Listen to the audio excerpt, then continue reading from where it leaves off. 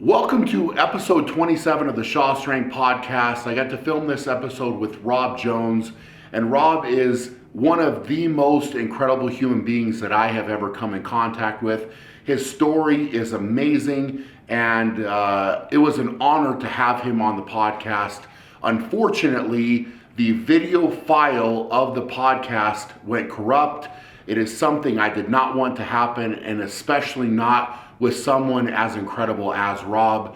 We're taking steps to make sure that does not happen in the future, but we do have the audio, and I think you guys are going to be blown away by this story, by this message, by the takeaways. I got so much out of talking to Rob, and I hope that you do too. Please enjoy the episode and listen and take away everything you possibly can. I was probably unconscious for about 20 seconds and woke up, and I was screaming. All I could hear was my screams, and I was just looking up into this, this really tunnel vision, this blurry tunnel, and at the end of the tunnel, I could see this like kind of blue sky. All I could smell like this. Explosives have this really distinct smell to them when they go off.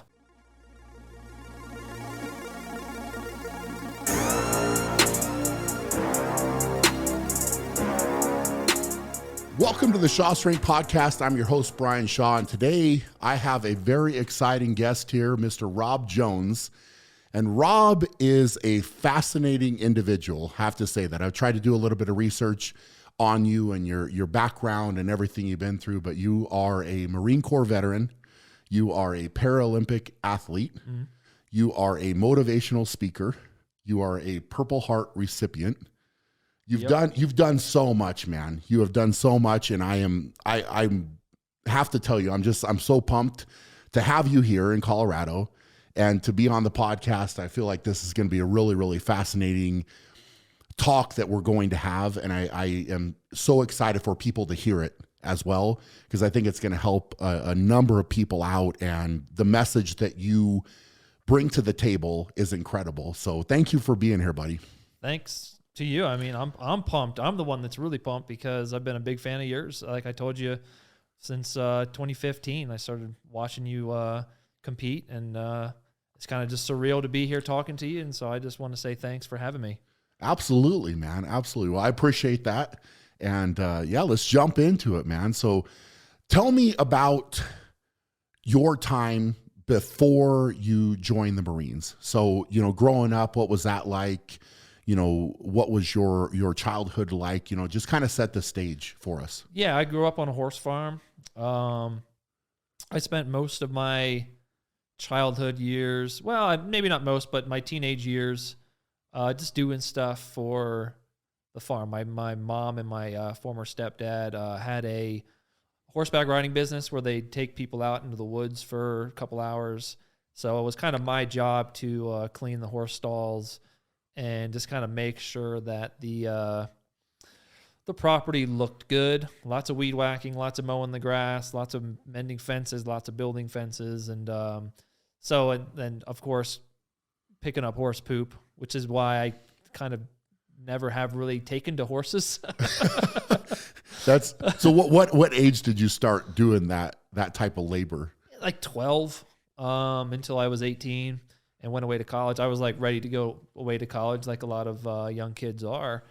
But my plan for my life at that point was to be a computer scientist and program video games, because I love playing video games. It's when computer games and stuff started getting really popular in the late 90s, early 2000s, and so I was all about video games. And I went to Virginia Tech with the intention to be a computer scientist, and unfortunately, my work ethic from high school didn't really apply to college. In high school, I would just do my homework basically the morning that I got to school, and it worked. I got into Virginia Tech. I had a 3.5 GPA. I was doing good, but that kind of work ethic just didn't work in college. And so over the years, the basic stuff in computer science, I was able to do pretty good, but then my sophomore year and then my junior year, things got harder and harder until it got to the point where I just was not doing well. in my classes. And that sort of set off this, cascade of soul searching and not feeling good about myself. And I didn't have a whole lot of friends.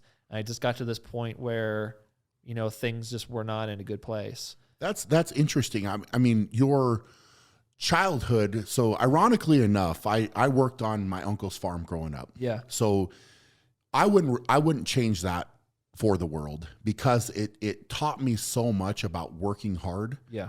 And just set that stage of, there's a job to get done. You have to do it. And you can't look at anybody else to get it done. And his neighbor actually had horses, right? And I when I wasn't working with my uncle, is like, hey, well, why don't you go over there? And he's got horses. You can clean up the horse stalls and earn extra money. And I did that, right? And it was something where I also didn't really take the horses for a number of different reasons, but cleaning out their stalls, you have a different mentality with that. But it's the way that you approach it, and going in there when you're doing a job like that. I think at that time I was making like $5 an hour, maybe something like that, cleaning horse stalls. And I would go through my head and say, well, it's not the best job in the world, but it gave me a sense of hard work and appreciation for everything else in my life after that point, because you're learning at that time, like, hey, I need to work hard to get this done. Right. Yeah. And so it's interesting to hear that you did that when you're younger, and then that work ethic kind of carried over and, took you through high school pretty easily. Yeah. And I was kind of the same way. It was like you're working hard, you're getting the job done, and then you get to college, and it's a little bit different environment. And so, up until that point, it's interesting to hear you say that you had some soul searching to do. Mm-hmm. So this is sophomore, junior year, you said, of college? Yeah. I mean, I'm getting the impression that you sort of had a good attitude about the work that you were doing. Like, you saw the importance of the work that you were doing in high school on the farm and everything. I didn't really make that connection when I was a teenager. I just wanted to play video games and hang out with my friends. And I was always sort of reluctantly being forced basically to do the weed whacking, even though I make $10 an hour. Oh, man. I was getting paid well, man. I was getting paid well. Double the money. I should have asked for more. Jeez. Yeah, I know. I was getting paid real well. And, but I just really didn't make that connection at that young age. In hindsight, though, do you hindsight, yeah. Okay. Yeah, totally. And I think I'm probably talking I can't say that I loved cleaning horse stalls. Yeah. I tried to do it the best I possibly could at that time, but I was excited to get paid from doing it. Yeah. But I wasn't like, oh man, I love what I'm doing. I mean, it's, you're literally shoveling horse manure, right? Like it's not a glorious thing to be doing, but I think it's more so what I'm saying and how I'm talking is an appreciation for having done that at a young age. Yeah. And it kind of set the stage for me later on. So I can't say that I was super pumped to do that at the time, but I'm thankful for having gone through it. Yeah. Yeah. And I think a lot of the big life lessons that people learn end up happening in retrospect, right? You don't really learn the lesson. A lot of the times you won't learn the lesson while you're doing it unless you're really good at, paying attention. And in retrospect, that's when you're able to put it together. So yeah, I'm doing it in retrospect as well. And then, just having to wheelbarrow a full load of horse poop up a fence board onto this big pile, and then every now and then I'd fall off, and so it made me really not like horses. So hey, brother, I get it, man. I'm right with you. I made it to this point in college where I just tried to keep doing the same thing that I always did, and it just did not work. But I wasn't willing to change my ways. And so instead of seeing how I should maybe if I changed my ways and was a little bit more studious, I got to a point where I was basically failing 2 important computer science classes, and I withdrew from them. Like, you can withdraw from classes. I think 6 credit hours over the course of your whole career, you can withdraw. So that just basically just wipes out your grade. It doesn't go on your GPA or anything. So I withdrew from those courses, and I was just at a point where I realized at that point where I'm going to have to be in college for more than 4 years. And, I just was not feeling good about myself. Makes sense. I mean, this is, it's an interesting point in life, at that age, Yeah. especially for a young man, it's you're trying to kind of get your feet wet with different things, and you have a plan, and this is what I'm going to do, and this is how it's going to happen, and you've almost played it out in your head. Mm-hmm. This is how it's all going to go. Yeah. And when when it doesn't go that way, you kind of have to step back and say, hey, why is this not working? And then you maybe go through a little bit of frustration and being pissed off about why it's not working that way. So I totally understand. So where are you at, and how did you figure out your way out of that, or what direction did you take? Yeah. So yeah, like I was not feeling good about myself, but it just so happens, like, luckily, one of my few friends that I had was also a computer science major, and he came to a similar point maybe a half a year before I did. And he ended up joining the Marine Corps because his dad was in the Marine Corps. And so I guess he was able to recognize earlier than I was what he needed to do. And so he joined the Marine Corps, and then he went to boot camp, and eventually we ended up having a conversation while I was struggling. I think in my sophomore year, I think is when I actually joined the Marine Corps. And we were going on AOL Instant Messenger back when that was like the way to communicate. That was the thing. I don't know. I think some people listening will understand that. Others may not, they probably won't. Yeah. But we were just talking. I was asking him questions about what it was like, and he was bringing me back all these positive things. He felt great. Best decision he ever made. And so that conversation with him just got me curious enough to do a little bit of research on my own. I still love reading. I love reading books back then. So I went down to the library, and I just got out the first book about the Marine Corps that I could find, which is this book called Brotherhood of Heroes, about the Battle of Peleliu in World War II. And it's depicted in the Pacific, that HBO miniseries. And just reading about that battle and what the Marines did on that island, just facing death and the conditions that they had, just made me realize, it struck a chord with me deep down into my soul, and it made me realize I was missing, brotherhood, and I was missing courage and selflessness and all these different character traits that those Marines had. Interesting. And it just struck a chord like an epiphany. And I think the day after I finished it, I went down to the recruiter's office in the nearby town, walked in, Marine Corps recruiter wasn't there. Air Force recruiter tried to get me to come into his office. I was like, no, just tell me when the Marine Corps recruiter gets back. For Marines. Have the Marine Corps recruiter call me, please. And then he called me the next day, and I think I was sworn in at MEPS within a couple days. Wow. Yeah. That's so crazy. I mean, that book. Before I told my parents. Really? Yeah. I mean, I was 20. Sure. So you're kind of making your But own yeah, decision. I made the decision, and then after the fact, after I was sworn in and signed the contract, that's when I called them up and said, "Oh, by the way, I joined the Marine Corps." What I'm doing. That. Were they supportive of that? Ultimately, yeah, they were scared, obviously, because it was in 2006. Okay. We had 2 wars going on. Mm-hmm. They obviously knew that the Marines are at the tip of the spear. Yep. And so, yeah, they were both scared, and as you would be when you're a parent of a absolutely Marine. Concerned. Yeah. But ultimately, they were proud of me. Yeah. That's. I mean, I'll tell you what, man. That's pretty awesome. Yeah. To realize that you're missing those things and say, hey, this is direction I want to go, and you're making that decision at that point and moving forward with it. Yeah. I mean, I wasn't mature enough to be able to change my ways in college, but luckily I was mature enough to recognize that what I was missing. Absolutely. At that point. And so that kind of set me off. And then, so I joined the Marine Corps, and my original plan was to be a reservist and finish college and then apply to officer school. And I did join the reserves, finish college. But when I finished college, that's around that point, my unit said they were sending a volunteer platoon to Iraq. And then that's how we get into my deployments and everything. Wow. So I never got around to going to officer school, unfortunately. Okay. So you are at that point, okay, I want to go. Yeah. I mean, I joined the Marine Corps, and I knew that if I had any hope of finding what those Marines had, it was going to be through going to war. and fighting alongside your brother Marines. And that's how they got that. So I needed to do that if I wanted to get that brotherhood, courage, selflessness, and all this other stuff. That's amazing. That is honestly amazing. So how, when you joined, was it what you envisioned, or, you know, as you got into it, what was that experience like for you? I mean, boot camp, and the initial training, that was all.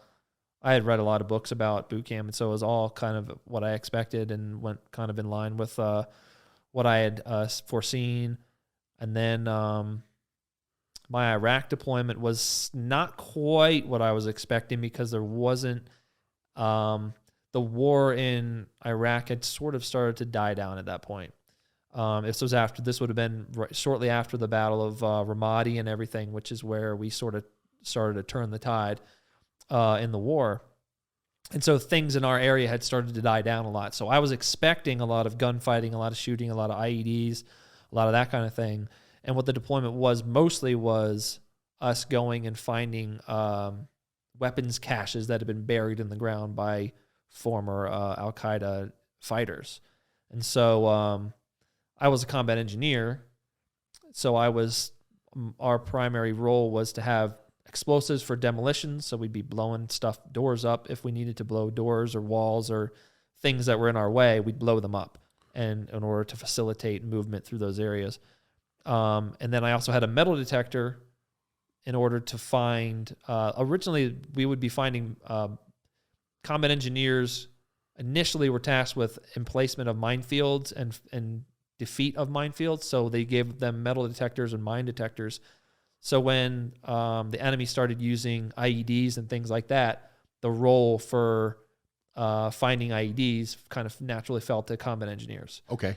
And so, but in this particular case, instead of finding IEDs, we were finding buried weapons caches. Because part of what we were trying to do at that point was create security for the local populace so that they can sort of get back to doing what they were doing, start building their town back up, start building their country back up.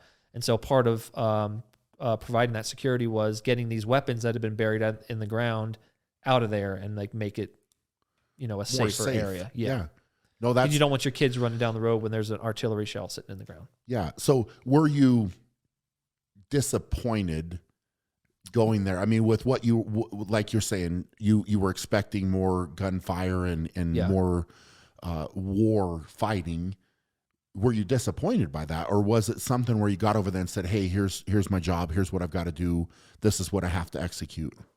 A little bit of both. I mean, obviously, I wanted to go over there and experience combat and kill bad guys, and do that kind of fighting. And that's why I joined the Marine Corps. That's what I wanted to do.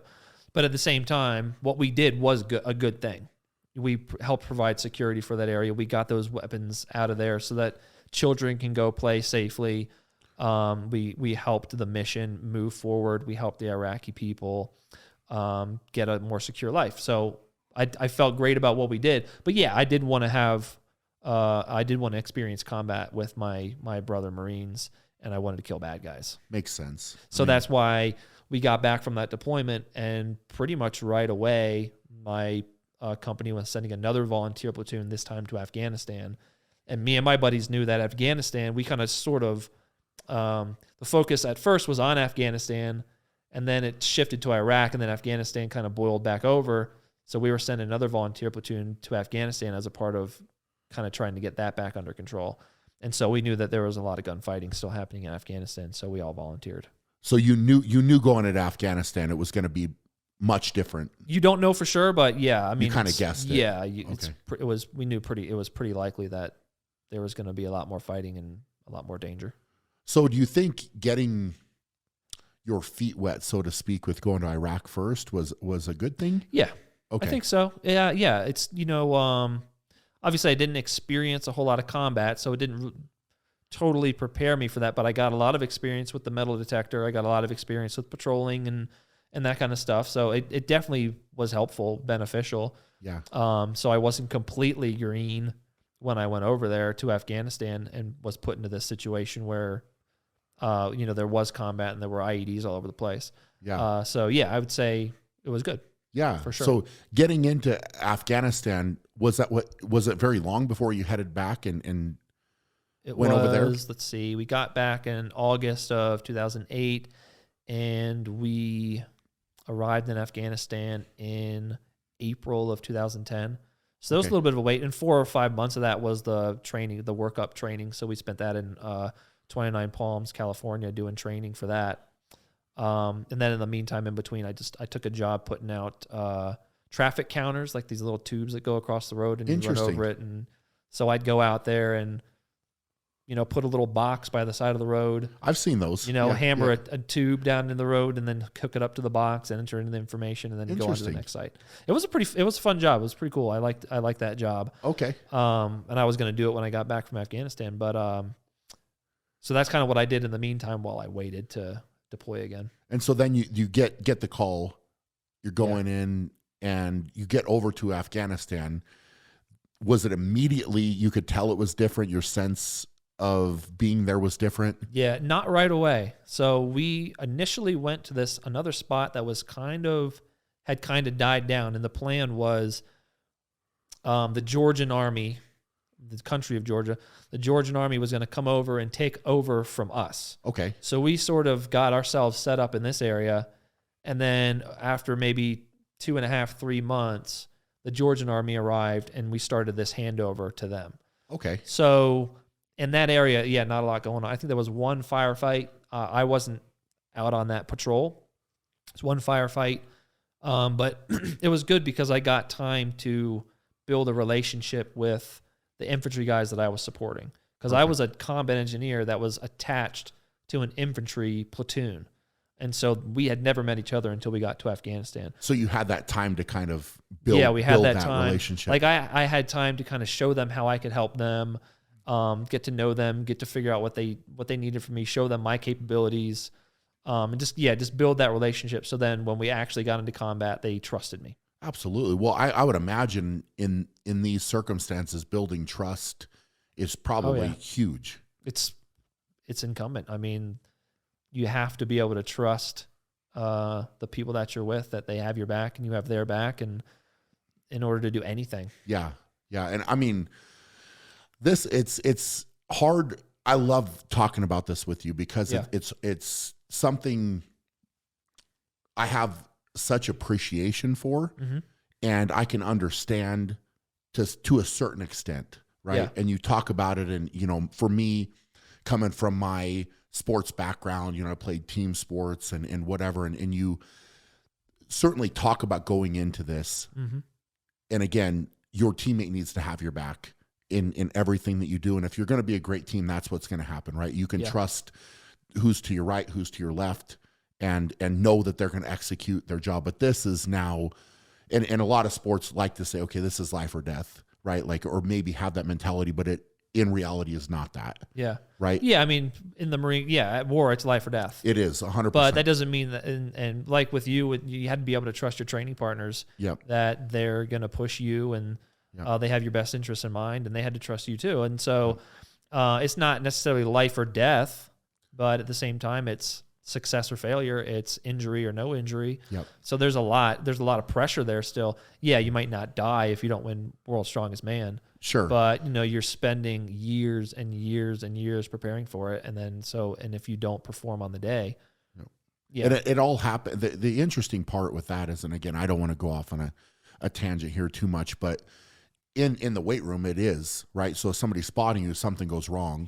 It could immediately be very, very bad. You could die. You kind of need to have your head on a swivel in a way, but the trust is built in training, just like where you're over here and you've got your brothers literally with you, and it's like, all right, this is, I know, and you're building that rapport, and I think that's something that it's very hard to explain. I know, like I said, my experience is more from a team sport or training environment.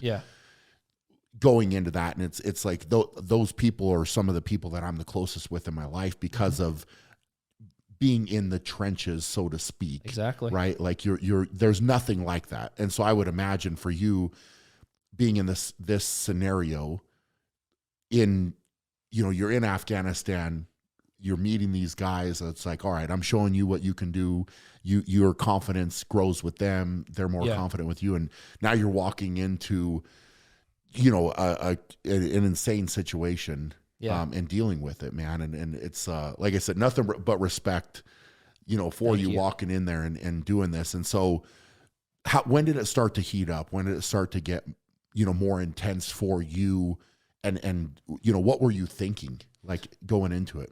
Yeah. So, after we handed over to the Georgians, our battalion was going to move to a different area that had been, that was kind of the next spot for this big, multi-year push that we were doing in order to push the Taliban out of certain areas, out of Helmand province, take over their area, provide security, clear, hold, build. So we clear them out, hold it for a while, and then build up security and allow the Afghans, in the same way we were doing for the Iraqis, allow the Afghanis to sort of get, back on their feet, establish themselves, and establish their way of life in safety.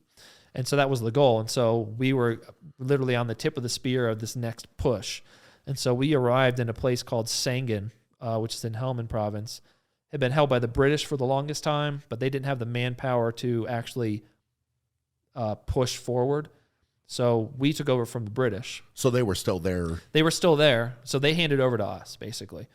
And we started pushing into Taliban territory. And so what that entailed was we needed to get, basically our plan was to basically walk north, take our whole battalion and start moving north.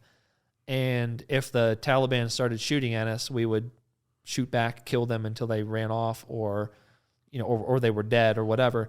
But along the way, we knew that there were all sorts of places where they had large amounts of IEDs in place, basically big minefields of IEDs in place to slow our progress, and which is what they were trying to do. And the most effective weapon they have were these improvised explosive devices that they would put in the ground, and we'd step on them and stuff. And so my job at that point, instead of finding weapons caches, my job now turned to finding these IEDs.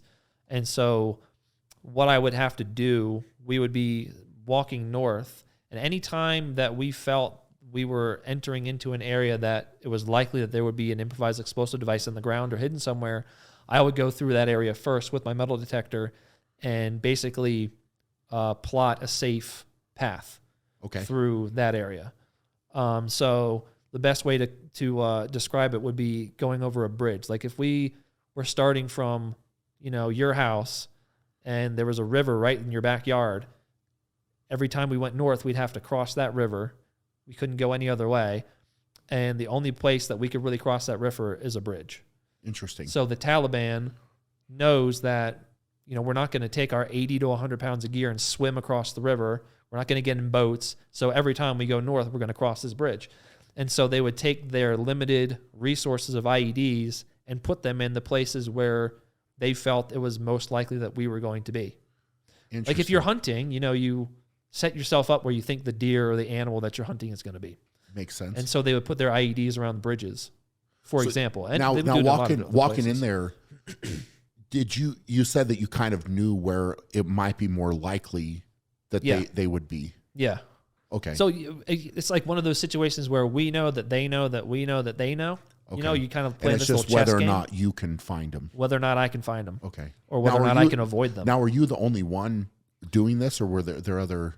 In my squad, I was. So there was like one platoon of engineers, which was about 36 of us, for a whole battalion, which is about 1,000.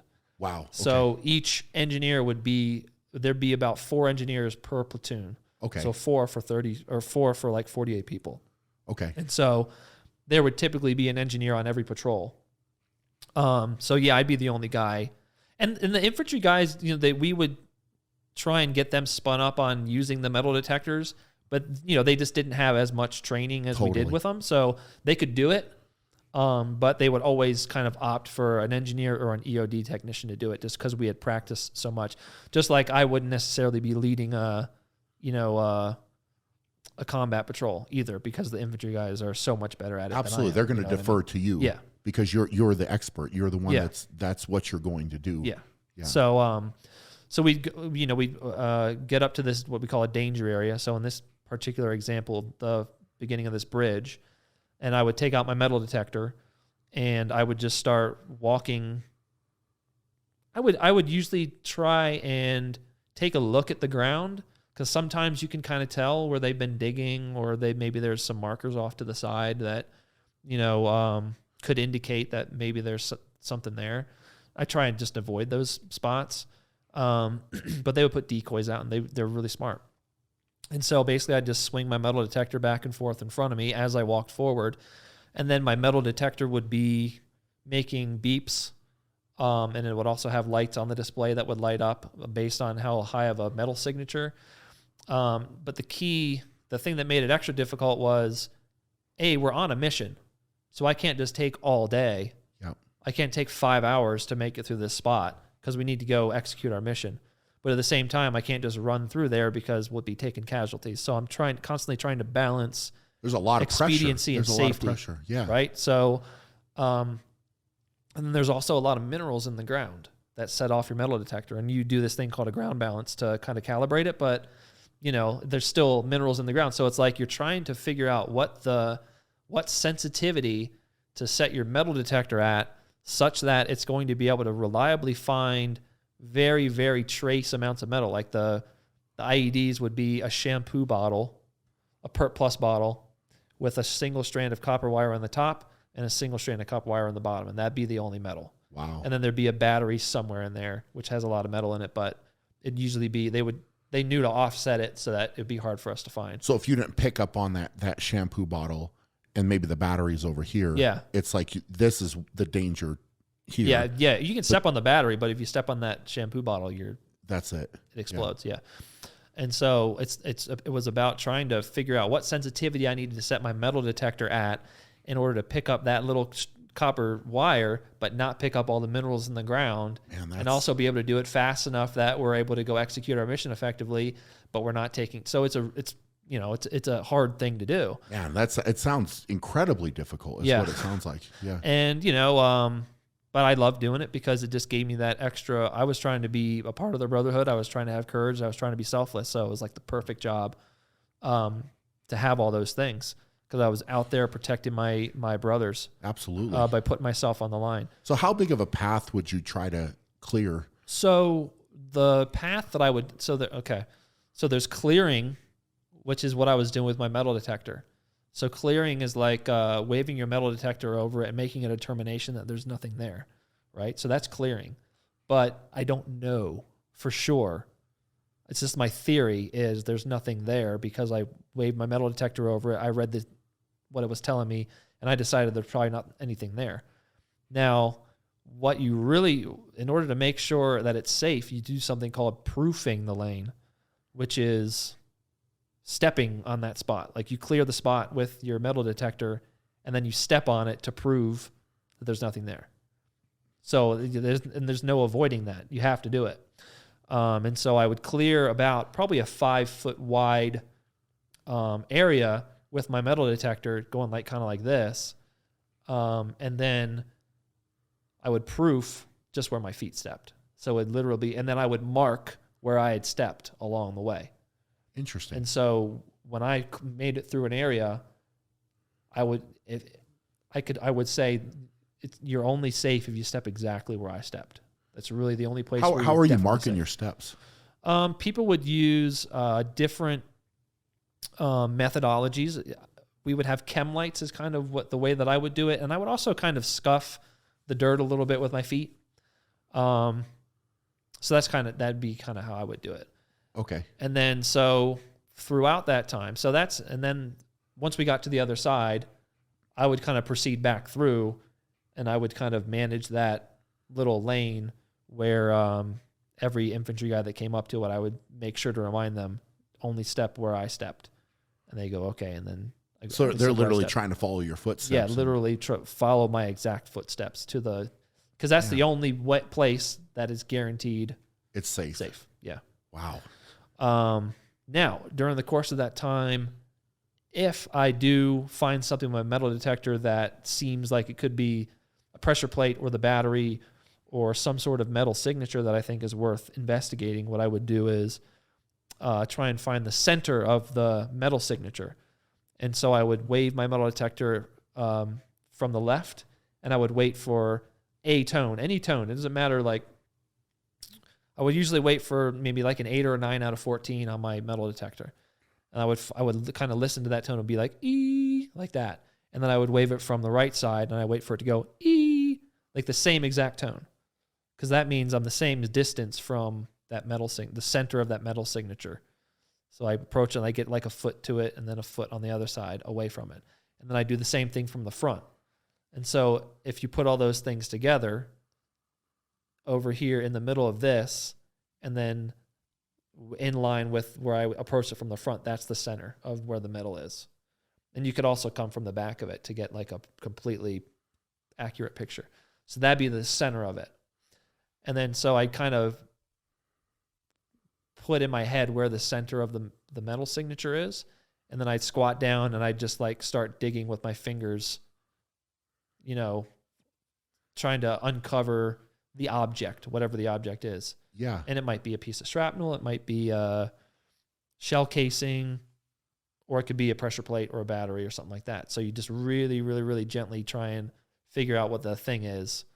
And then if it was nothing, you know, you just kind of pick it up and recheck the area and move and keep moving forward. And the reason that you recheck the area is because they know that you're going to we find do this. something. We know that we're going to find something. So a lot of the times they would put the pressure plate underneath of some shell casings or something. They throw shell casing over top. God, so So they're literally, obviously. They watch all day. Wow. And they come up with their little ideas on how to. So they would be hoping that the person would pick it up and not recheck. And then you like, walk that's right what it was. into it. And you step on the pressure Wow. plate.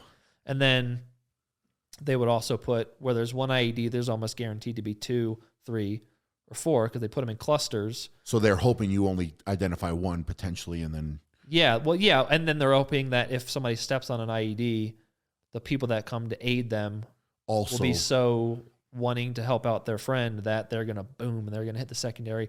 They're going to hit the third, the fourth. So they put them in clusters. And then they also do things like daisy chaining IEDs. Well, they'll put one here, and the pressure plate will be here. And then it'll get this guy, but then they'll put det cord, because they know that we offset ourselves. Yeah. And they watch us, so they know that whenever we're on patrol, we'll disperse. Because we know that, you know, if one guy steps on an IED and you're right next to him, that's both of you are hurt, so we disperse. And they kind of watch how far we disperse ourselves between each other, and they'll connect 2 IEDs to each other, and they'll have a daisy chain going back. Gosh. So there might be like 2, 3 IEDs. So it was a game of chess to figure out all this stuff. And so then when I uncover whatever the object is, if it's an IED, you have a couple options. If you're really in a hurry, you can just go around, because once you know where the pressure plate is, it's not safe it's not dangerous unless you step on it. So just go around, or maybe go around that area entirely, or you can halt, and you can call explosive ordnance disposal, and they're the guys that come out and either render it safe or they just blow it up in place. So that's kind of the process of IED detection in a nutshell. So this is something you're doing on a daily basis. Yeah, pretty regularly. And then it's like, as you're patrolling, whenever we go into a compound, we'd check doorways. I would usually go clear the entire compound to make sure that if we were going to seize that compound, we'd clear it entirely. And then once we got into the compound, what I want to know is, okay, you go out and do that, right? And this is, I can't imagine the amount of stress that you must be feeling, because you have to be confident that these other men are going to walk through there, right? And so you've cleared it, you've certified it, completely checked it. Okay, it's good, right? Yeah. The level that you have to be at to do that, in my mind, it's crazy. It's crazy to think you're getting up, you're doing that, and then, you know, when you get to have a break, it's got to be just this complete like switch that you flip to calm down and relax your brain so that you can rest enough that you can go and execute that again. Yeah. You know, it was sort of, it's strange, because in your head, you know that it's one of the most dangerous jobs. The next step could be your last step ever on Earth. But at the same time, and guys from World War II describe this feeling as well, is always going to be that feeling that it's not going to happen to me. And that's kind of, a lot of us have that feeling on a daily basis when, you know, you reach for your phone to send a text message while you're driving, or a lot of other things. You don't put your seatbelt on, or various things. You don't wear a helmet when you're riding your dirt bike, etc. You always feel like it's not going to be me. It's going to be the other guy. And so I had that feeling. And you sort of have to have that feeling, because if you think that it's going to be you, then you're just not going to be able to do your job, or it's going to be a lot harder. But I also had that feeling that I was protecting my brothers and I would do anything for them. Absolutely. And so that's another part of being able to just go and do it. And I never hesitated once, and, you know, I'm proud of that, obviously. But so I wasn't really thinking about it at the time. I wasn't doing these calculations in my head when they called me forward to step on to try and find an IED. Yeah. They just, you know, I just kind of did it. No, it's, I mean, you talking about it right now. I'm, you know, trying to mentally go to that situation, and you know, it's just crazy to think about, you know, and again, I mean, these are not nice people you're dealing with, right? So, I mean, you're talking about, literally, I'm going to use the word scum, but they're horrible, horrible individuals. Savages. Literally, right? And that is applicable, right? Yeah. You know, it's true savages. True savages. That don't care. And you know, you're like you said, you're playing this game of chess with them, right? And man, that's just something. It's mind-blowing to think of that. And you know, again, it's having the confidence to execute what you've been trained to do, right? And like you said, you're protecting your brothers, and you know, that's there's something to that, man. It's like I said, I mean, it's almost giving me goosebumps, like hearing you talk about it and being in that situation. And you know, I mean, I have always appreciated so much with what so many great men have done for this country, but to hear you talk about it, it's like it's something else. So it's, I mean, what you're doing is incredible. It really is incredible. But you know, it's something people do not appreciate enough. So it's neat to hear you firsthand talk about it. So you're going through there, and I mean, how long was this first deployment, and what was, you know, how far did you have to go, and how long did it take to get everything set up? You know, I mean, I didn't make it to the end. That's what, of that particular push. So what we did, it was like a day of a push. We'd push for a day. Okay. And we would we actually cleared a lot of the path to where we were going with this thing called a Miklik rocket, or a Miklik trailer. And it's a rocket that attaches to a 90-meter long string of C4.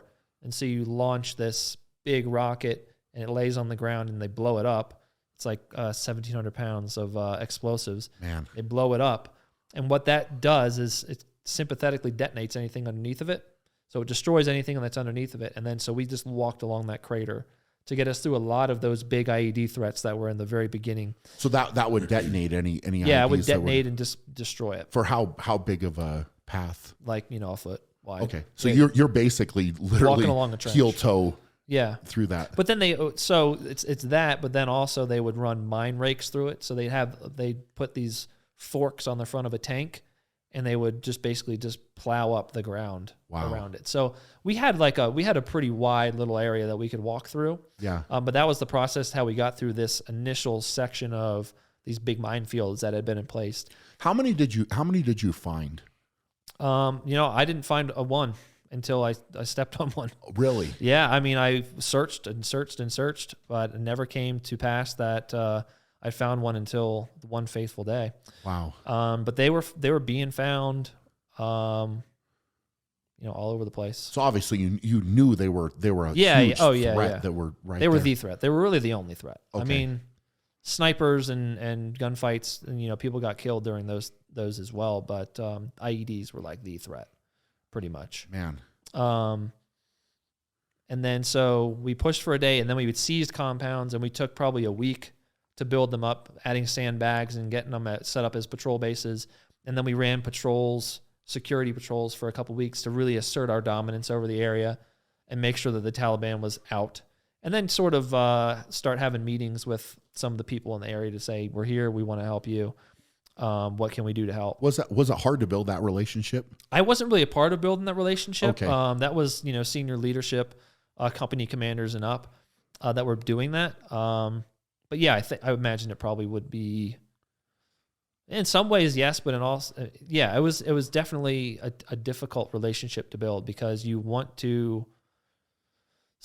simultaneously bringing in all this force and frankly destroying a lot of stuff as you're fighting the Taliban. And yeah, you're probably going to end up killing some innocent civilians through that battle. And so, yeah, when you're coming in and then it's also people that are just used to being left alone, and they're tribal and they just kind of do their own thing. And you're coming in with your big guns and kind of disrupting their way of life a little bit, and then saying, how can we help you?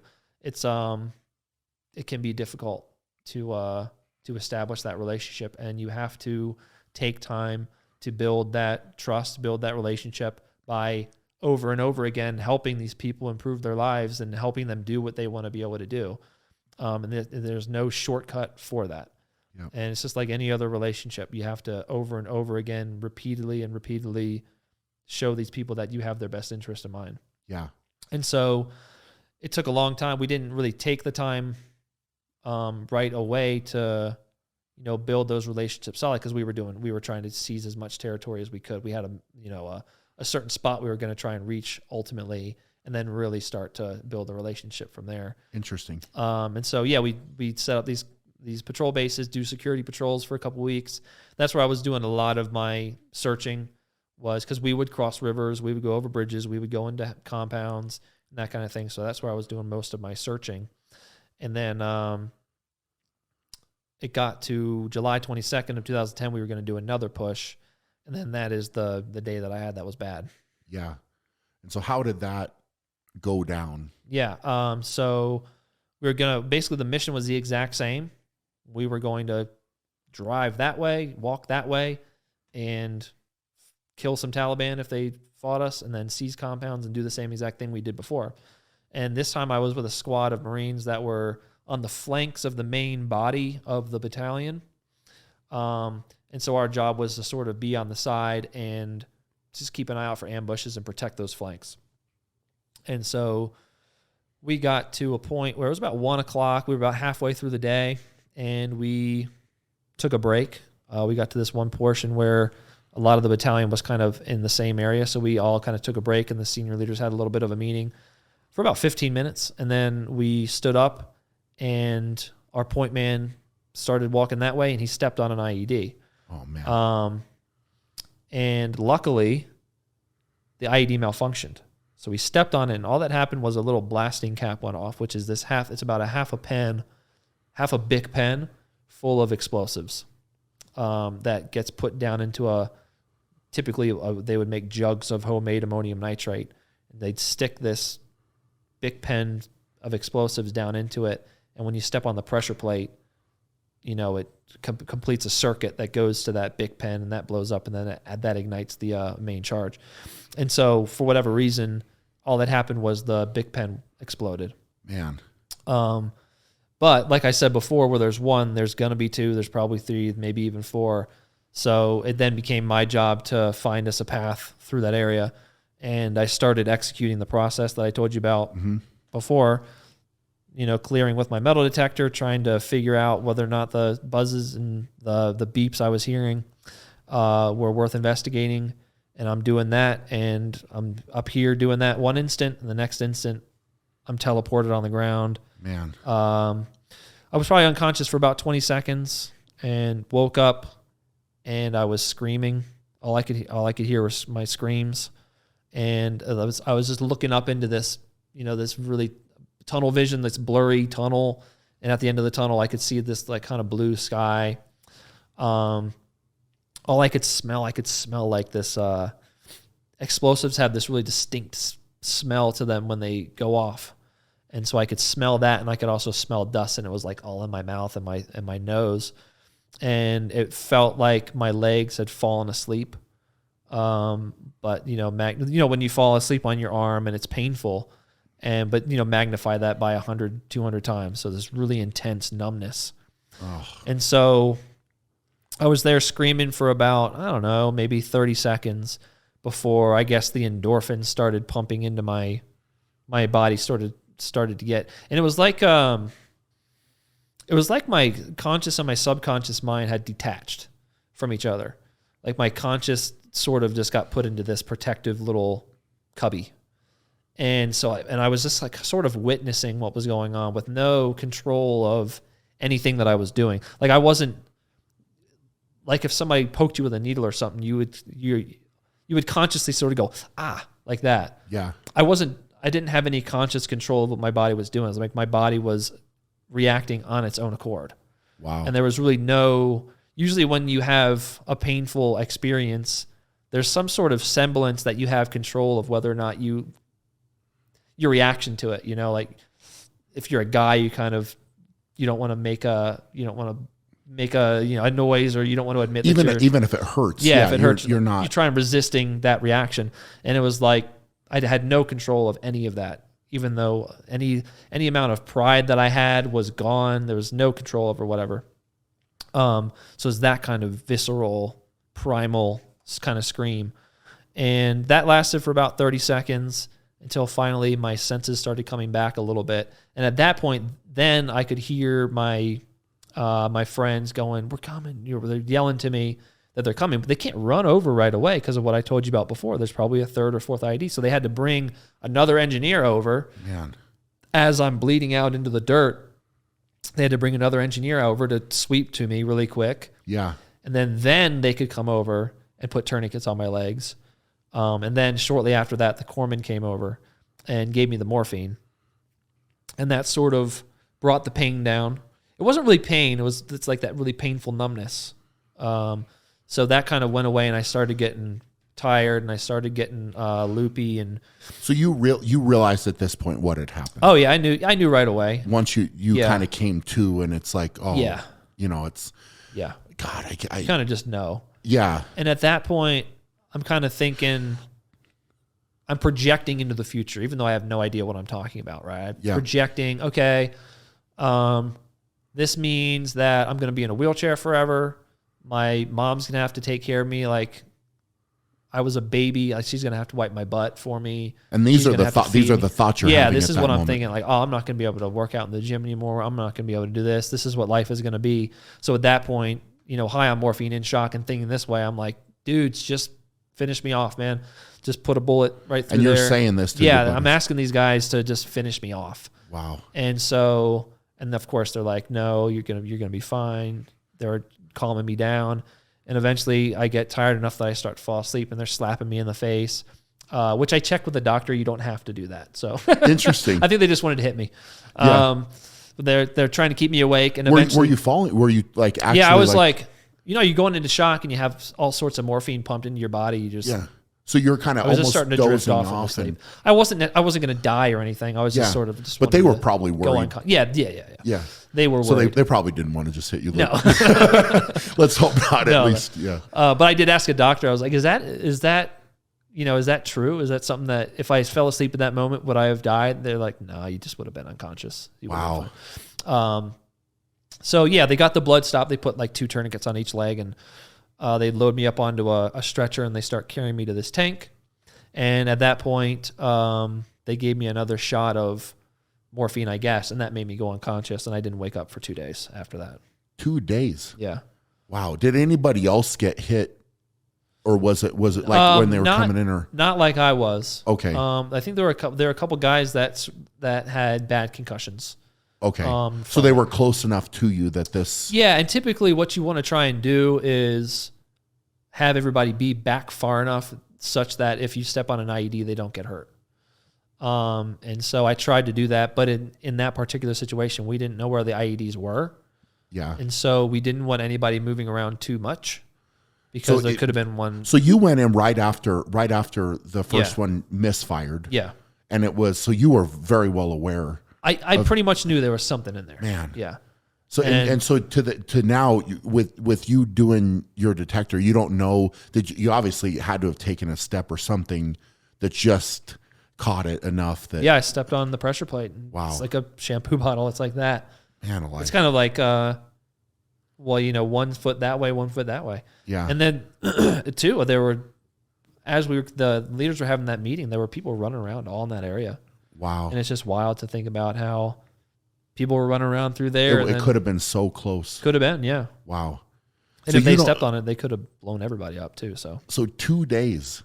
Yeah, so they keep you unconscious. Okay, so they did that on I was going in purpose. for surgeries right away. Okay. Yeah. So I didn't wake up until I got to Germany. So they put me, the tank went and met a helicopter, a Kazivac helicopter, and that took me to Camp Leatherneck, which was in Afghanistan, where the doctors did whatever initial life-saving stuff they needed to do, and then they transferred me to another military hospital in Afghanistan called Bagram. They did some more stuff to me, made sure I was stable, and they put me on a plane, took me to Germany, and they got stabilized there. And then I think I was only in Germany for about 12 hours. I woke up there, and that's where my at site of injury, I had asked them what level of amputation were my legs, because I kind of had it in my head that if I was below the knee, that would probably be okay. If it was above the knee, then that wouldn't really be what I would want to be a part of. And at site of injury is below the knee. Well, they told me it was below the knee. Okay. But by the time I got to Germany, I was above the knee. And the reason for that was a lot of the times with these types of injury, bacteria gets into the wound, and it just festers and creates this big infection. So most of the time they will amputate higher in order to get rid of that infection. And then also the doctors at that point were kind of looking at it from the perspective of being able to put prosthetics on this person in the future. So if I didn't have the necessary tissues and muscles and bones left below the knee to attach a prosthetic to, then they would amputate higher. Man. And they would amputate low down enough. So did you remember at that point where you asked I'm assuming you asked your buddies there, like, hey, where are we at? Like, I said, are they so above you're or below almost the knee? before you go in thinking, okay, cool, it's below the knee, I'm happy with that, or I was the best case scenario yeah. of the situation. Yeah. And then to find out when you wake up that it's not, how did that make you feel? I don't remember processing it, honestly, because I was really out of it still. I think you're not supposed to wake up in Germany. Okay, so I woke up kind of, I was like, oh. And it's wild to think that all of that happened that quick. Then you're asleep, essentially unconscious for 2 days. Now you wake up and you're like, where am I at? Yeah. Hey, wait a minute. I thought I was below the knee. Now I'm above the knee. Yeah. What's going on? That's why that's so much to take in. And I can't imagine being in that scenario, number one, and then you're trying to process all of this somehow. But so from Germany, do you then fly back to the States? Is that? Yeah. So in Germany, the one interesting thing that happened between when I got put unconscious waiting for that helicopter and Germany was in my sleep or whatever, I processed and accepted what had happened. And I did a complete 180 on, whether or not I wanted to survive. So I was like, or I guess by the time I got back to Bethesda Naval Hospital, okay, I was completely the opposite way.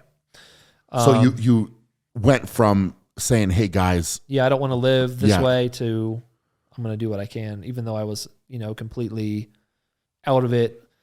And one thing happened during my time in Germany that's worth mentioning, and that is that I got told you're above the knee, and then shortly before they put me back unconscious, I asked somebody to find a funny hat for me to wear. Okay. And the reason for that was because I had this very clear, even though I was high on morphine and Dilaudid and all these painkillers, I had this clear understanding that my mom was going to be incredibly upset. She was going to be crushed. Yeah. And so in my high mind, I was like, well, if I have a funny hat on my head when I get to Bethesda, then that's going to help. Because she's going to see it and she's going to laugh. put a smile on her it'll face. put a smile on her face. In this Isn't really that tough situation. crazy? And did you find one? No, No. didn't find one.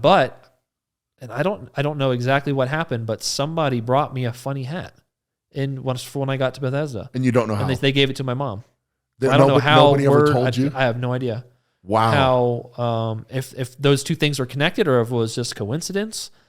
Isn't or that what? crazy? But what kind of funny hat was it? It was a pirate hat. A pirate hat. Okay. I'll show you the picture after the podcast. I would love to see that. Yeah. It was a pirate hat, and then that sort of became a theme through my first month. People would bring me hats, like safari hats with little wigs on them. Were you collecting them, or I collected them. I don't still have them. I should have hats. kept them. That was dumb to get rid of them, but I don't have any of them anymore. But I got to Bethesda 3 days after my injury, so I flew from Germany to Bethesda, Maryland, and I arrived on this big, sort of half a semi-truck sized ambulance. And they wheeled me down, and my family was right there. They tell your family when you're coming in so they can come and greet you.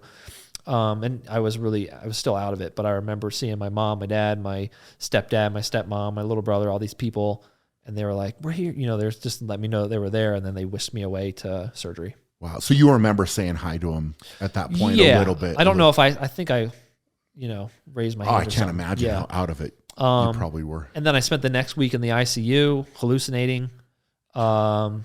I was having, when you're going in for surgery that frequently, you just tend to have hallucinations and bad dreams and that kind of thing, as your body processes the anesthesia and everything that's going into your body. How many surgeries? Do you know how many surgeries it was initially, or how that happened? I think it was pretty much every day for the first week. Wow. And do you know what they're doing? Like they're surgery? debriding it. They're going in, they're looking to see if they can spot any infections, and if there's any infection, they're taking that tissue out. They're just kind of and then they're sort of just modifying. They're trying to rebuild it into a stump that can support a prosthetic limb. Huh. So they're going in there, and for my right leg, they had to saw off what was left of my femur bone up to a certain point, and they wrapped the quadricep down underneath of that femur bone, and they attached it in the back of the femur bone. And then I had a gaping wound on the inside of my right thigh that they needed to debride and clear out and get all the dead tissue and then infected tissues out. So they're just kind of doing that kind of thing. So when you got hit, I'm assuming in the IED, is it like shrapnel? Is it what explodes? It's mostly these particular. So if it was in Iraq, they had the Iran-Iraq war in the 80s. And so there was a lot of leftover military munitions, artillery shells, mortar shells, grenades, machine guns, all sorts of stuff. And that's kind of what they were building their IEDs out of. So they would set an artillery shell up to explode, and they just set it on the side of the road or whatever. And that would obviously have a lot of shrapnel they got thrown. But in Afghanistan, they didn't have a lot of that leftover munitions laying around.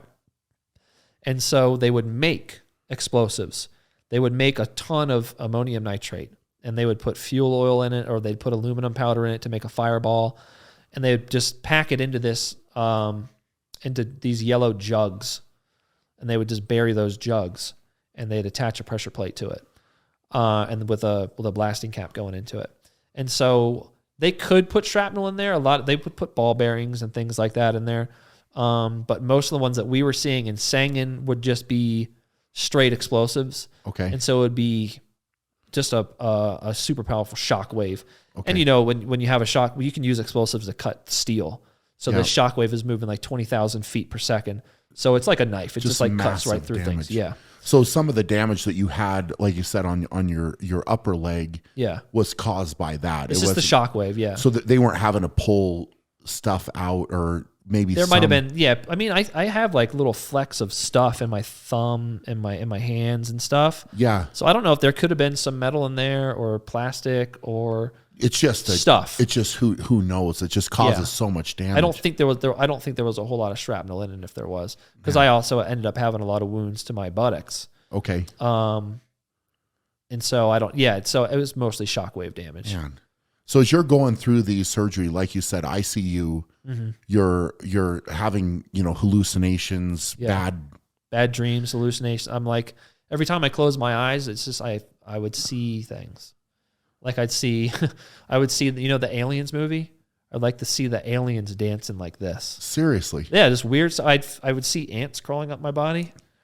Wow. And I would have like I had the worst hallucination I had was I was in a bunker. I don't know why I was in a bunker, but I was in a bunker. My mom was behind me, holding me, and my legs were blown off, and there was like some blood all over the place. So I'd have like visions like that every time I would go in for a surgery, and then I'd wake up from the surgery. Like I'd wake up from that hallucination, like shivering, like I was in Antarctica, shivering. Man. And it's just reactions to the medications. But over time, as I got more and more stable, that went away. So it was it about a week before you got more stable, or did it take longer? Yeah, it was about a week before I was finally stable enough that, because my temperature was they were putting ice packs on me. I had an epidural in my lower half. So yeah, it took about a week until I was finally stabilized enough that the doctor said, all right, he's good, move him up to the post-surgical ward. So how much pain, discomfort, I mean, because it's got to be just ridiculous. Like with what you're going through, going there, having surgery literally every single day. Yeah. Right. Trying to get stabilized. You're in and out of consciousness. When you are conscious, I mean, what is like, what's going through your head when you are awake and thinking? Like, I mean, it is, what kind of processing, what kind of, mentally, like I know that you said you accepted in that transfer and the trip over that you accepted it, but mentally, where are you at? Like, do you remember any of that? Like, or as it kind of, as you stabilize more, processing it, like I'm just curious what's happening in your head or when you're actually awake, how much, in the first week, survival mode, really. It's basically just all instinct. I had a lot of visitors coming in to see me, so I'd be talking to them. There wasn't a lot of physical pain because, like I said, it's just constant drugs. Yeah. So they kept that, one of their main objectives is to keep you pain free, and so I just had a constant drip of Dilaudid, I think, which is one of the more powerful, I think the second most powerful painkiller out there, and so they had a constant drip of that going on, and then when I was awake, I remember asking for like Mountain Dew, things like that. There wasn't a whole lot of higher level thinking. It was mostly just all instinct. Just you're trying to survive. Kind of like you're hammered drunk. Okay. And you're able to have conversations, but if somebody asks you the meaning of life, you're not really going to be able to say anything. It's just very basic. Yeah, basic stuff. Okay. Like I could have conversations. And then when I got moved up to the post-surgical ward, they put me on a pain button that was a little bit more controlled. So I could only push the button every 5 minutes and get pain medication every 5 minutes. And then, so as I came out of that medication haze, that's when I was able to start thinking clearly again. And how long do you think that was, or do you have any idea? So I was in the ICU. Let's see, I was in the ICU for a week, and I was probably pretty clear-headed, maybe 4 days after that. Like I couldn't focus my eyes for a while because of all the medication. I couldn't quite, I couldn't look at a computer screen. Okay. And so at that point, family's there, and at that point I'm starting to think clearly about what is going to be best for my family and what's going to be best. And then I'm telling you this in retrospect. This is sort of a natural reaction that I had. I'm thinking what's going to be best for my mom, what's going to be best for my friends, what's going to be best for my fellow Marines, is for me to be okay. And I had a lot of people come in to my room, nurses and other people like that. And they were all telling me that, you're going to be able to do this. You're going to get prosthetics. You're going to be able to do this. You're going to be able to do this. And almost immediately, I got my wheelchair, and my physical therapists are having me do basically just moving my stumps up and down 10 times. And, it's just like it felt like I deadlifted 1,000 pounds, it's like so exhausted just from that. But then they helped me get into my wheelchair, and I got a little independence, and it's just like these very, very tiny little steps forward that I could look forward to and I could work on a day-to-day basis. Like eventually I was grabbing that little trapeze bar that is in the hospital bed, and I was trying to do little pull-ups and that kind of thing. So just these very, very small little steps forward at that point. So, I mean, it sounds like almost from from the jump? Like you have this happen, you accept it, Yeah. and you're like, I'm going to be good, right? Yeah, and I think so. I mean, where do you think that came from? If I had to say anywhere, I think it was just that selfless attitude of instead of thinking about what this means for me, thinking about what it means for the people that I care about. And I wasn't processing that in the moment actively, but thinking about it, it's really the only thing that can explain it. And it kind of makes sense because I kind of had that natural tendency from being in the Marine Corps already. Yeah. You know, because that's what being a Marine is. It's putting like a long list of people before yourself, and then you're down here at the bottom.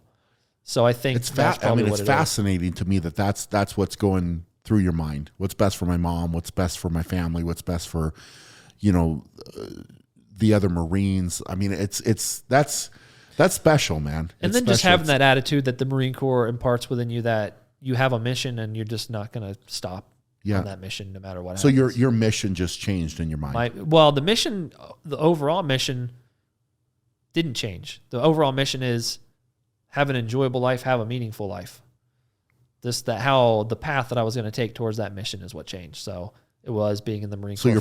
So your path changed. Like I'm still trying to get to Denver, Colorado from Washington, D.C., but I'm not taking I-70. I'm taking this road down here, and I'm going up just some side roads. Yeah. That's a good way to put it. Yeah. It's a really good way to put it. So it's that's kind of true of everybody, I think. Absolutely. Your goal in life, everybody listening, all we're trying to, everybody in Afghanistan, everybody in Iraq, everybody's goal is to do something enjoyable with your life and do something that gives you meaning. Yep. So There's so many different words ways of wisdom, my friend. Yeah. To do that. Absolutely. So you're working through and you're starting to do pull-ups. You're getting in and out of your wheelchair. You're getting that independence. I can't imagine how good that probably made you feel to be able to do that, to work a little bit. Because for you, I mean, going into the Marines, how much training did you do? I mean, was that a normal part of your life? Like weight training? Yeah, a lot. Yeah, because you got to be, in as good a shape as possible. I work out every day. I would do like a lot of CrossFit. Have you ever heard of Jim Jones? Jim Jones. Jim, Mark Twight. It was like it's this gym that's in Salt Lake City, and it was just a little bit like CrossFit, but slightly different. Had this really cool mindset and everything. And this guy Mark Twight ran it and everything. But I was doing a lot of their workouts. Interesting. Okay. So I would just look up whatever they suggested you do on that particular day, and I would go do that. So I was working out really hard, trying to be in as good a shape as possible for deployment. Yeah. So yeah, I had that tendency to work out every single day, and so I wanted to get back to that. So you're trying to get back to it, right? So like everything you can do. I mean, I would imagine in a way you're setting small goals.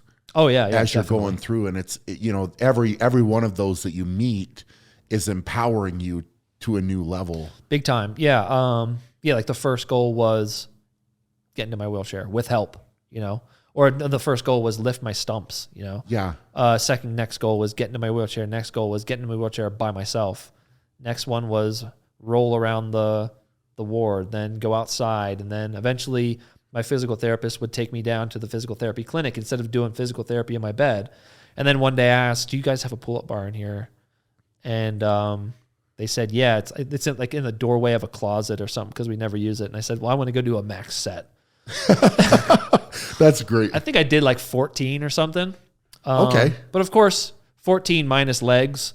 Yeah. So, probably but like still, 6 or 7. I can't imagine how good that must have felt to do. Well, and then I set the record. They were like, well, we've never seen anybody do that many pull-ups in this clinic, so you have the record. So I felt great. Yeah. And then it was like being able to roll over, and then more and more tubes would eventually get taken out of my body. Like I had these 2 wound vac machines that would be attached. Basically, it was these machines that were attached to my legs.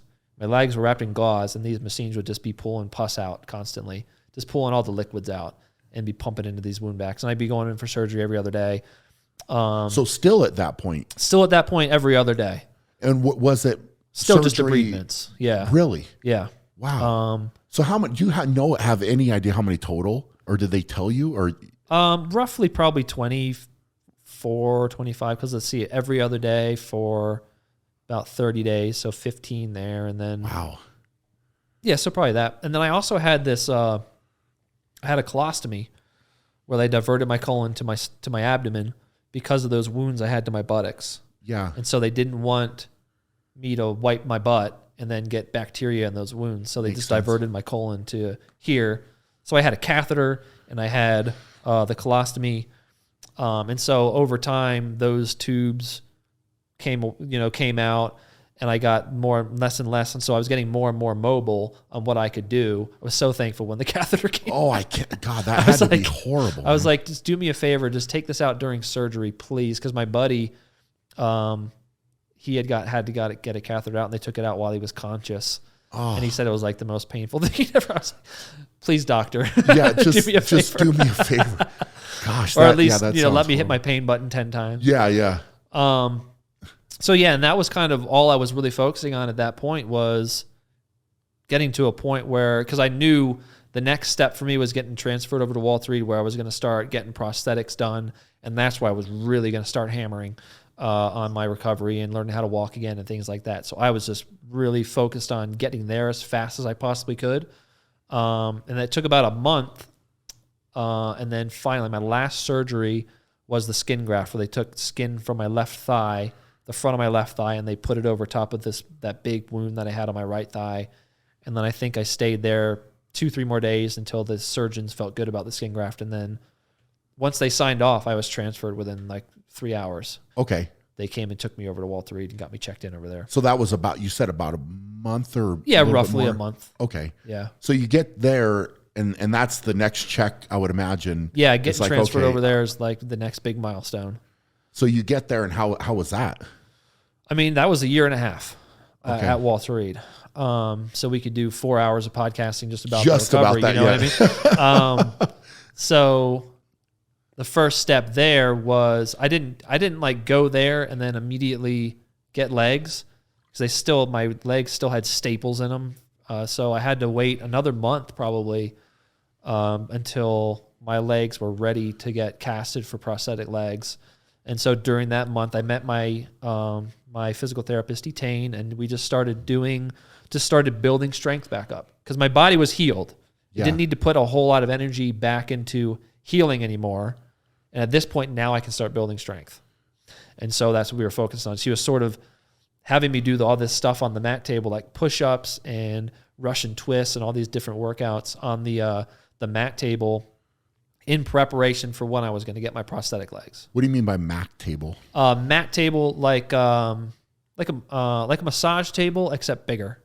Interesting. Like maybe 3 massage tables put together. Okay. And they just had a bunch of those. And so you'd roll your wheelchair up to it and you'd sit on that, and they'd give you the dumbbells and they'd have you roll around. So you're kind of doing, it's basically like doing stuff on the floor, but you're on a table. Gotcha. Instead of being on the floor, and they'd have sheets on it and stuff. So that I would imagine that in that process, year and a half through there, you have to be gaining more confidence with movement, with strength, with recovery, all of that type of stuff is happening. And then, like you said, was that where you got your first prosthetics then? Yeah.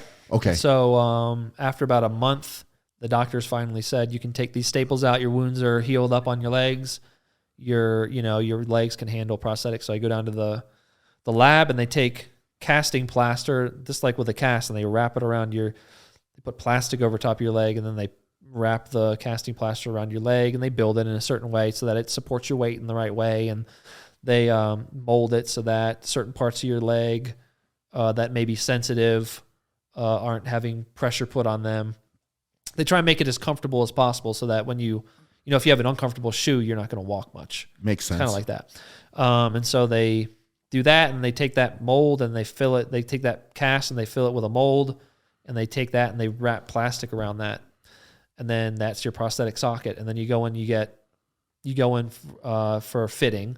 And so you put it on, and they say, how does it feel? Just like with a shoe. How does it feel here? How does it feel there?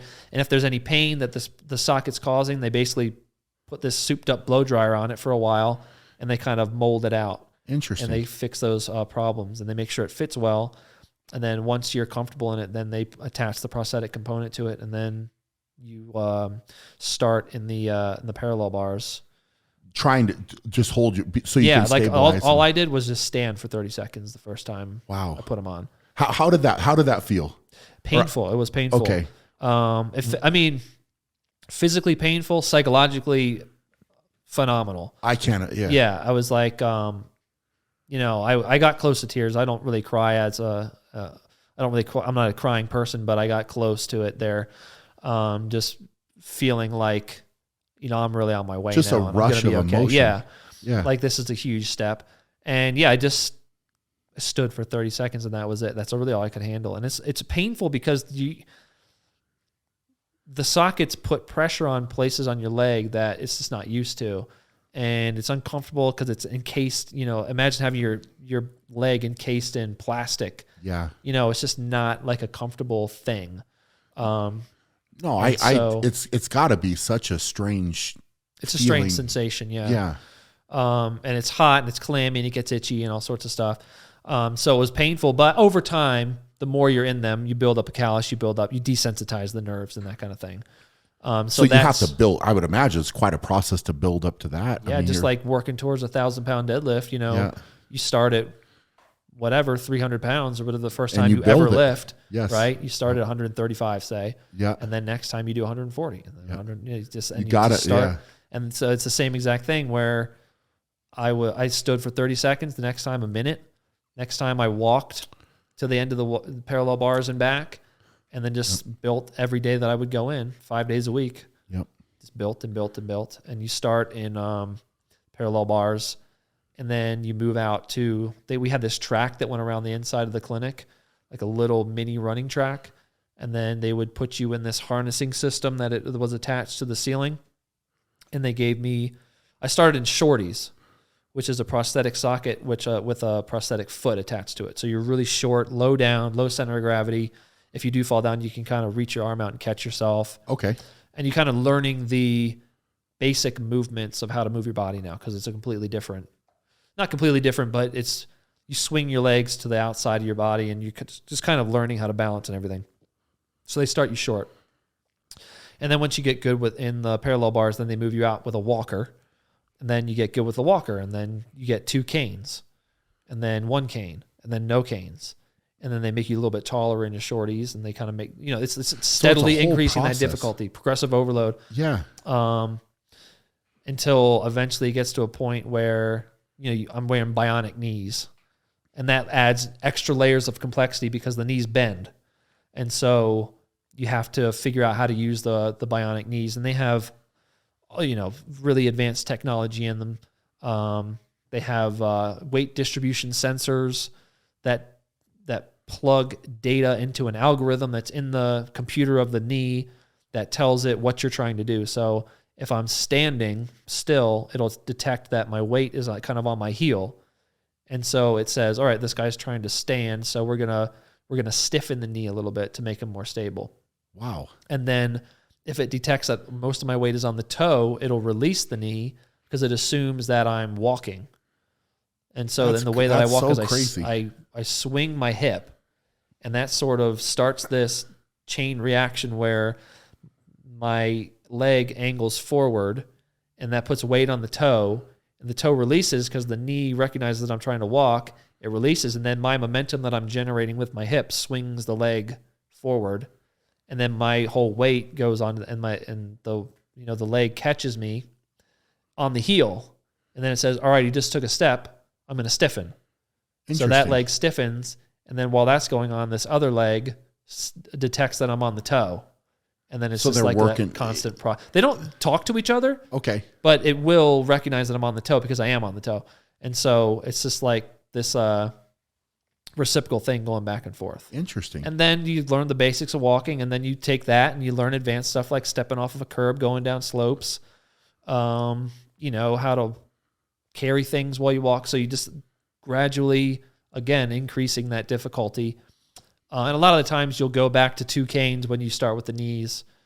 And then it's just day after day after day, building that confidence, building the strength. So going through all of that, did you ever go through a period mentally where it was like, wow, this is overwhelming? Are you getting down a little bit? Or was the process where it's constantly changing and you have a next step? Yeah. Are you feeling like, hey, I'm just my vision is to the next goal. I'm going to achieve that. And then I'm going to achieve that. And then I'm going to achieve, and you're constantly moving forward, focusing on the next thing. Or, I mean, how did that go in your head? And at what point did you start to think about some of the things you were going to accomplish when you got out? It was more the latter, to be perfectly honest with you. But that doesn't mean that there weren't some moments in there where, like, I would fail to do something, I would fall down, or I would have to get help with something where I would totally recognize, man, this sucks, you know. But I would never get to a point where I was like, well, screw this, I'm going to give up, you know. I was pretty much constantly always excited about the next milestone and I always had something I was trying to reach toward. Totally. Whether it was getting bionic knees or learning how to run or learning how to ride a bike or going down to learn how to row. I always had the next step in place and I was constantly working towards it. And so I was always kind of excited to see what I could do. And I was trying to be, you know, like an innovative person in there. I was trying to be a person that, I was trying to be like the best. I wanted to be the best. Were there other individuals that kind of arrived at the same time, or that you were working with, or that you could go through the process a little bit with, or? Yeah. So there's two important people there. Everybody in the clinic was important because it's like a group effort. If somebody knew something that you didn't know, you could totally go ask them and they would help you. It wasn't like a competitive atmosphere where we're trying to keep secrets, you know. Makes sense. It was a completely everybody's leveling up together. And so with one of the first days that I got there, I saw this guy, this double above knee amputee, working out with bionic knees, lifting dumbbells, doing push-ups. And so I saw him. His name was Dan Knassen. And I saw him. And my physical therapist told me who he was. He'd been there about a year before me or whatever. And I just sat there watching him, and he was doing everything I wanted to be able to do. He was completely independent. He was working out. He was walking everywhere he went. He was confident in himself. And so at that point, it's like I saw that it was possible. Just like when Eddie Hall deadlifted half a ton. Now other people think that they can do it too because somebody else did it. Sure. You gotta be, somebody's got to do it first. And that's exactly it. And once somebody else does it, then it's like, oh, human potential just got raised another bar. Sure. So for me, I saw him doing these things. So, oh, it must be possible for me. And then there was this other guy named Aaron that was in the clinic. That was a double above knee amputee. He was like 2 weeks ahead of me in everything. Okay. He went right before I got my bionic knees, he got his. Right before I got heightened in my shorties, he got heightened in his shorties. So I was always like trying to catch up to him. So he's your rabbit in a way. Yeah, he was a rabbit. He didn't know. I was competing with him like secretly. Yeah. And it wasn't an unhealthy type of competition either. No. I would never, try and slow him down or anything. But I was always like, I just wanted to try and catch up to him. 100%. I would be the same way, literally. And I think that's important to have somebody that you're competing against. And it's the same reason that you have training partners and that kind of thing. Absolutely. It's always important to have somebody that you're sort of trying to be like, that you're trying to emulate. And then so when I finally got pretty good with knees and I was at this advanced level, I tried to be somebody that other people that were new, that were getting there, would want to emulate. So I wanted to try and learn everything. And at the same time, when I left the clinic, I wanted to have every tool possible available to me. Absolutely. To figure out, what I wanted to do with my life and live a meaningful life. So that's why, I learned how to run with prosthetic legs, and I learned how to ride a bike, which had never been, that was an extra big challenge because nobody had ever learned how to do it. In Walter Reed, there was only one guy in the entire world, double above knee amputee, that could do it at that point. So I used him as another mentor, this guy, Rudy. And then at some point, I decided that maybe I would try and look into going to the Paralympics. Okay. And I found out about the Paralympics very early on. Actually, in that first month at Bethesda, I was looking up, ways that people with disabilities could work out, because I still wanted to be able to do that. So I was like, how can people with disabilities work out? And the Paralympics came up, and I was, researching what the heck is the Paralympics. I had no idea what it was. And looking at all the sports, and rowing was a sport. And the only experience I had with rowing was knowing that the Concept 2 was a ball buster. Yeah. And I was like, I used to do it is, yes, Concept 2 workouts all the time before my injury. So it's, rowing's hard. Yeah. So I don't know. So I put it aside because there was so many things I had to do before. But at that time I looked up, can I learn how to row in this area? And, there's a place in DC. And just sort of serendipitously, the guy that taught disabled rowing down at this rowing club in DC came into the hospital to do a little, a display of what, para rowing was. Interesting. And I met this guy, and I said, I'm kind of interested in, I think I might want to try and go to the Paralympics or something, or learn how to row at least.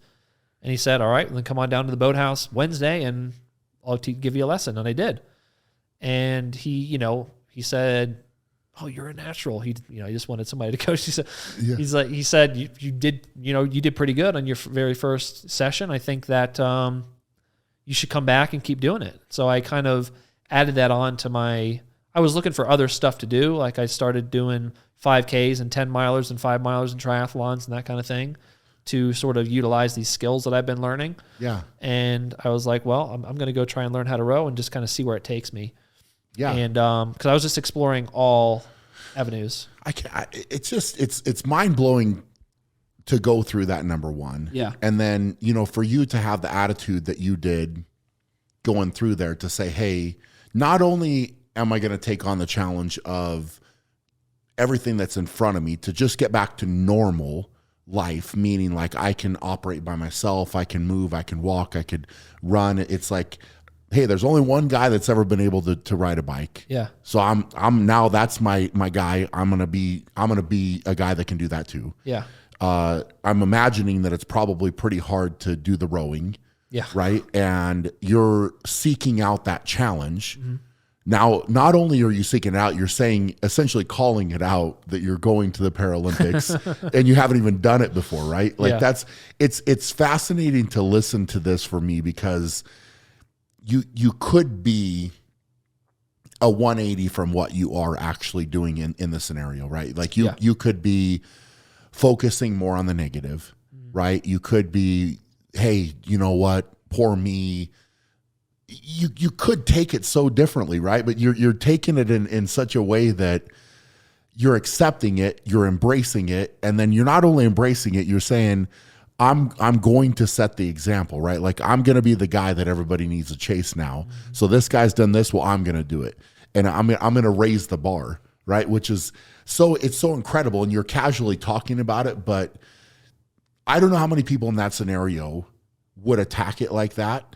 Yeah, and would have the approach mentally to say, I'm gonna do this, right? It's embracing a challenge to a whole nother level. Yeah, I mean, I will say that most of the people in the clinic had a positive attitude. Not all of them took it, to the level that I'm taking it to in this scenario, but most of the people in the clinic were thinking about the positive and thinking about making themselves better and going on to have a meaningful life. It's great to be in that environment, right? An environment like that, whether you're there, whether I'm in the gym training, having that as your surroundings. Yeah, it's hard not to feel that way when everybody else in the clinic is busting their ass. Absolutely. Better, right? And like you said, everybody's going to level up. So if you push, somebody else is going to push, and it's a pretty incredible how that can light a fire within everybody. Yeah, totally. Right. So you're going down, you're rowing, you're training. Yeah. So I would go Monday, Wednesday, Friday down to the boathouse. Okay. And then the coach would come in Tuesdays and Thursdays, and I convinced the clinic to let me move a Concept 2 rower into the clinic. So you could train outside of when you were going there? Yeah, so I could have a Concept 2 in the clinic for me to use. Perfect. So I was basically training 5 days a week, once a day. Monday, Wednesday, Friday, and then Tuesday, Thursday on the Concept rower in the clinic. And in addition to doing all my other stuff. And they weren't like super hard workouts or anything. They were just kind of teaching me how to row and building up some strength. And eventually it just gets to a point where my rowing coach goes, I think you could probably go to the Paralympics. Like, I think you have the natural talent. And if you really worked with a more advanced coach, I think and found a rowing partner, you could do it. And it just so happens, I know a young lady that has been wanting to go to the Paralympics since 2008, double above knee amputee, experienced rower. She's looking for a partner. Amazing. And I know her coach, and if you're interested, I'm going to call them out, and they're going to... And she was in the same area? She was in Louisville, Kentucky. Okay. Her name is Oksana Masters, and if you look her up, you'll see she's like a 50 million time Paralympic medalist now. She's amazing. But back then, she was a young, 20-year-old rower, and my coach called her coach and said, I got a guy. Let's see if these two, row together well. So they drove out to DC, and we rowed together. And at the end of that, we said, our coaches, I didn't know what the heck I was talking about. So yeah. her and the coaches said, yeah, you guys match up pretty well. We think you'd be a good double. And that was probably in September. No, that was probably in July. And then in August, we did a race together, and, we did pretty well. We came, we were within striking distance of the current national team. Okay. The national double that was at that race. And we were, they beat us, but we were, within striking distance. That's the first time. I mean, you're first time we'd ever, yeah. Literally a month. So it's like it showed good, solid potential. Yeah. And so, but I was still going through the paperwork to retire. So I wasn't going to retire until the end of the year probably. And so I just kind of continued training in the same way. I hadn't decided what I wanted to do because I was also interning at the FBI. I was thinking maybe I'll go take a job at the FBI as an analyst or something and go that way. Okay. And so I was kind of contemplating these two options as I got closer and closer to retiring. And eventually I called Oksana and I was like, you want to go to the Paralympics? And she said, hell yes, I want to go to the Paralympics. That's awesome. And I made the decision. She made the decision. And I retired in December of 2011, wrapped everything up, packed everything that I owned into the backseat of my car, and started driving down to Florida, because that was where we kind of knew. So we had 9 months, 9 months to train for the Paralympics, and we had a lot of work to do. And it's about to be winter in DC, so we knew we had to go to warmer climates so that we could get on the water every day. Makes sense. So we had a lot of technique that we needed to work on. So we both moved down to Florida, and that's when I lived in the hotel for 5 months. Yeah. And we trained. And what we had to do in order to get to the Paralympics was we had to first, in March of 2012, we had to win national selection trials.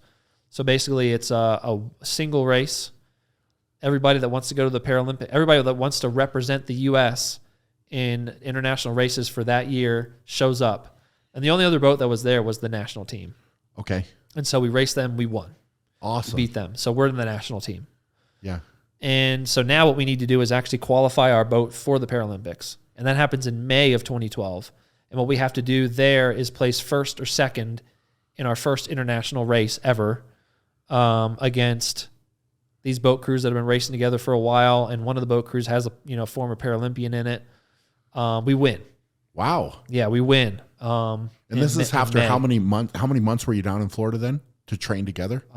January, February, March, April.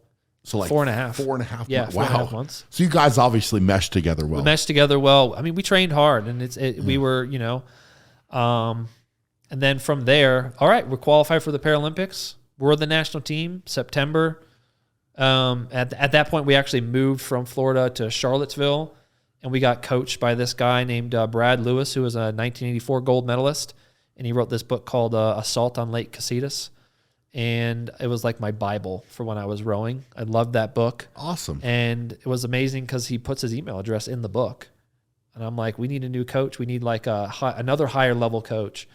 And so I emailed him just like, here's expecting anything. Yeah. I emailed him. I said, will you coach us? And he said, yeah, I'll come and take a look at you. And he came out for 2 weeks, and then he ended up staying.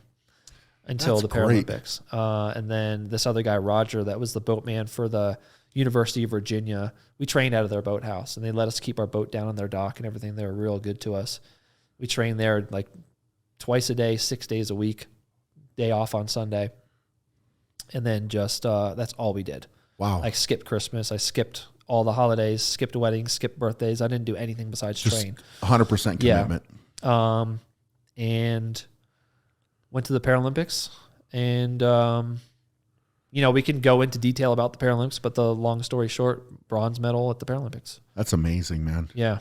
So going in there, the level, obviously, I would imagine was pretty high. Yeah. And you had teams you're competing against that had probably trained longer than you guys had. Yeah, they've been together for 4 years, probably since 2008. Yeah. And the Paralympics are kind of a unique situation where it is possible to, in 9 months, go from kind of never rowing together to a Paralympic medal, just because there aren't as many athletes in the Paralympic pool. So like in the Olympics, you're lucky if you get to the Paralympics after training for 10, 12 years, Yeah. Or you're lucky you get to the Olympics after 10 years.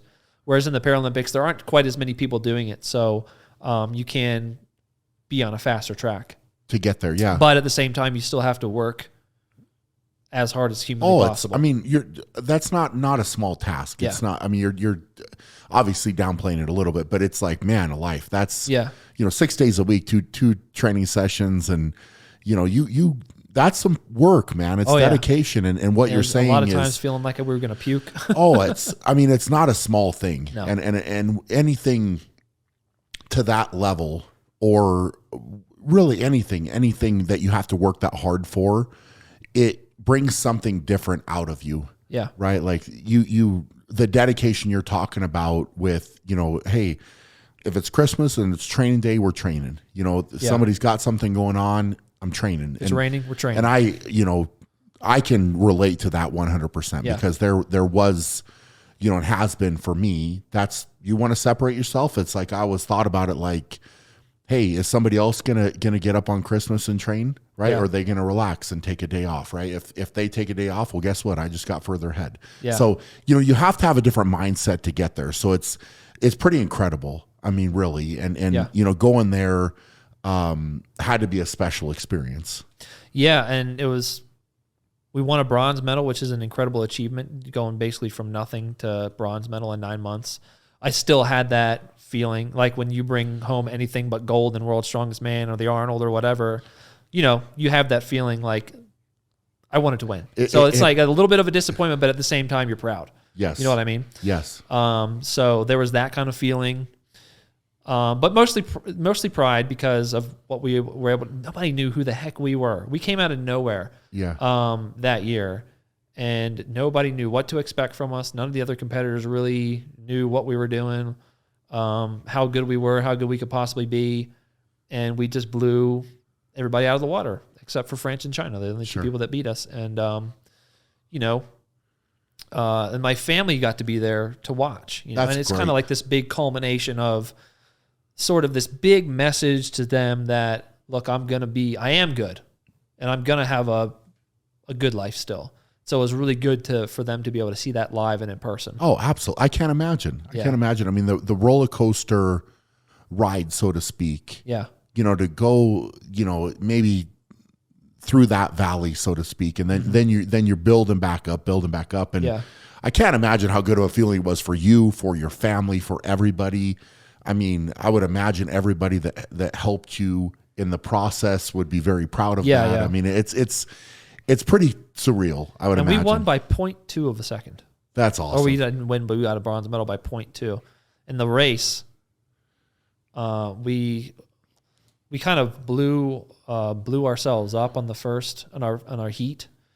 We were racing against China. We just went as fast as we possibly could, and we kind of blew up and slowed down by the end of the race. So we kind of got control of ourselves for the repechage, the next race, and then the finals, where our strategy was to sort of start slower and build throughout the race. Just keep going. And so by the final 250 meters, it's a 1,000-meter race, we were sort of still in fifth.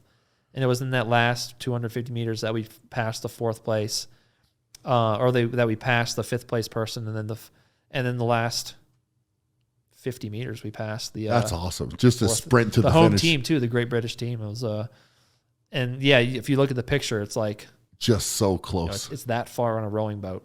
That's insane. It was, and to the point that we didn't know what had happened. We didn't know who had crossed the line first. So you're just waiting. You're waiting. And there's a big screen over there, and the screen said first China, second France, and then nothing. And so we're like sitting there. You're waiting. Like, yeah, the heart like this, feeling like you're gonna puke, but you're still watching. And then it says 3 USA, and we're like, that's so cool, man. So yeah, cool. It was incredible. And then just so happens 2 days after that, my rowing partner and I decide to go out to this casino bar to have a few beers and celebrate a little bit. Yeah. And the Great British 4 comes in. The legs, trunk, and arms mixed coxed 4. It's another boat class in the Paralympics. Okay. And there's this gorgeous blonde lady there that I had been eyeballing throughout the entire Paralympics. I saw her, and I was always like trying to get a look at her and see her and that kind of thing. She just so happens to be there, and my rowing partner does me the biggest solid she could possibly ever do, and goes up to this girl and says, "My rowing partner thinks you're hot." That's awesome.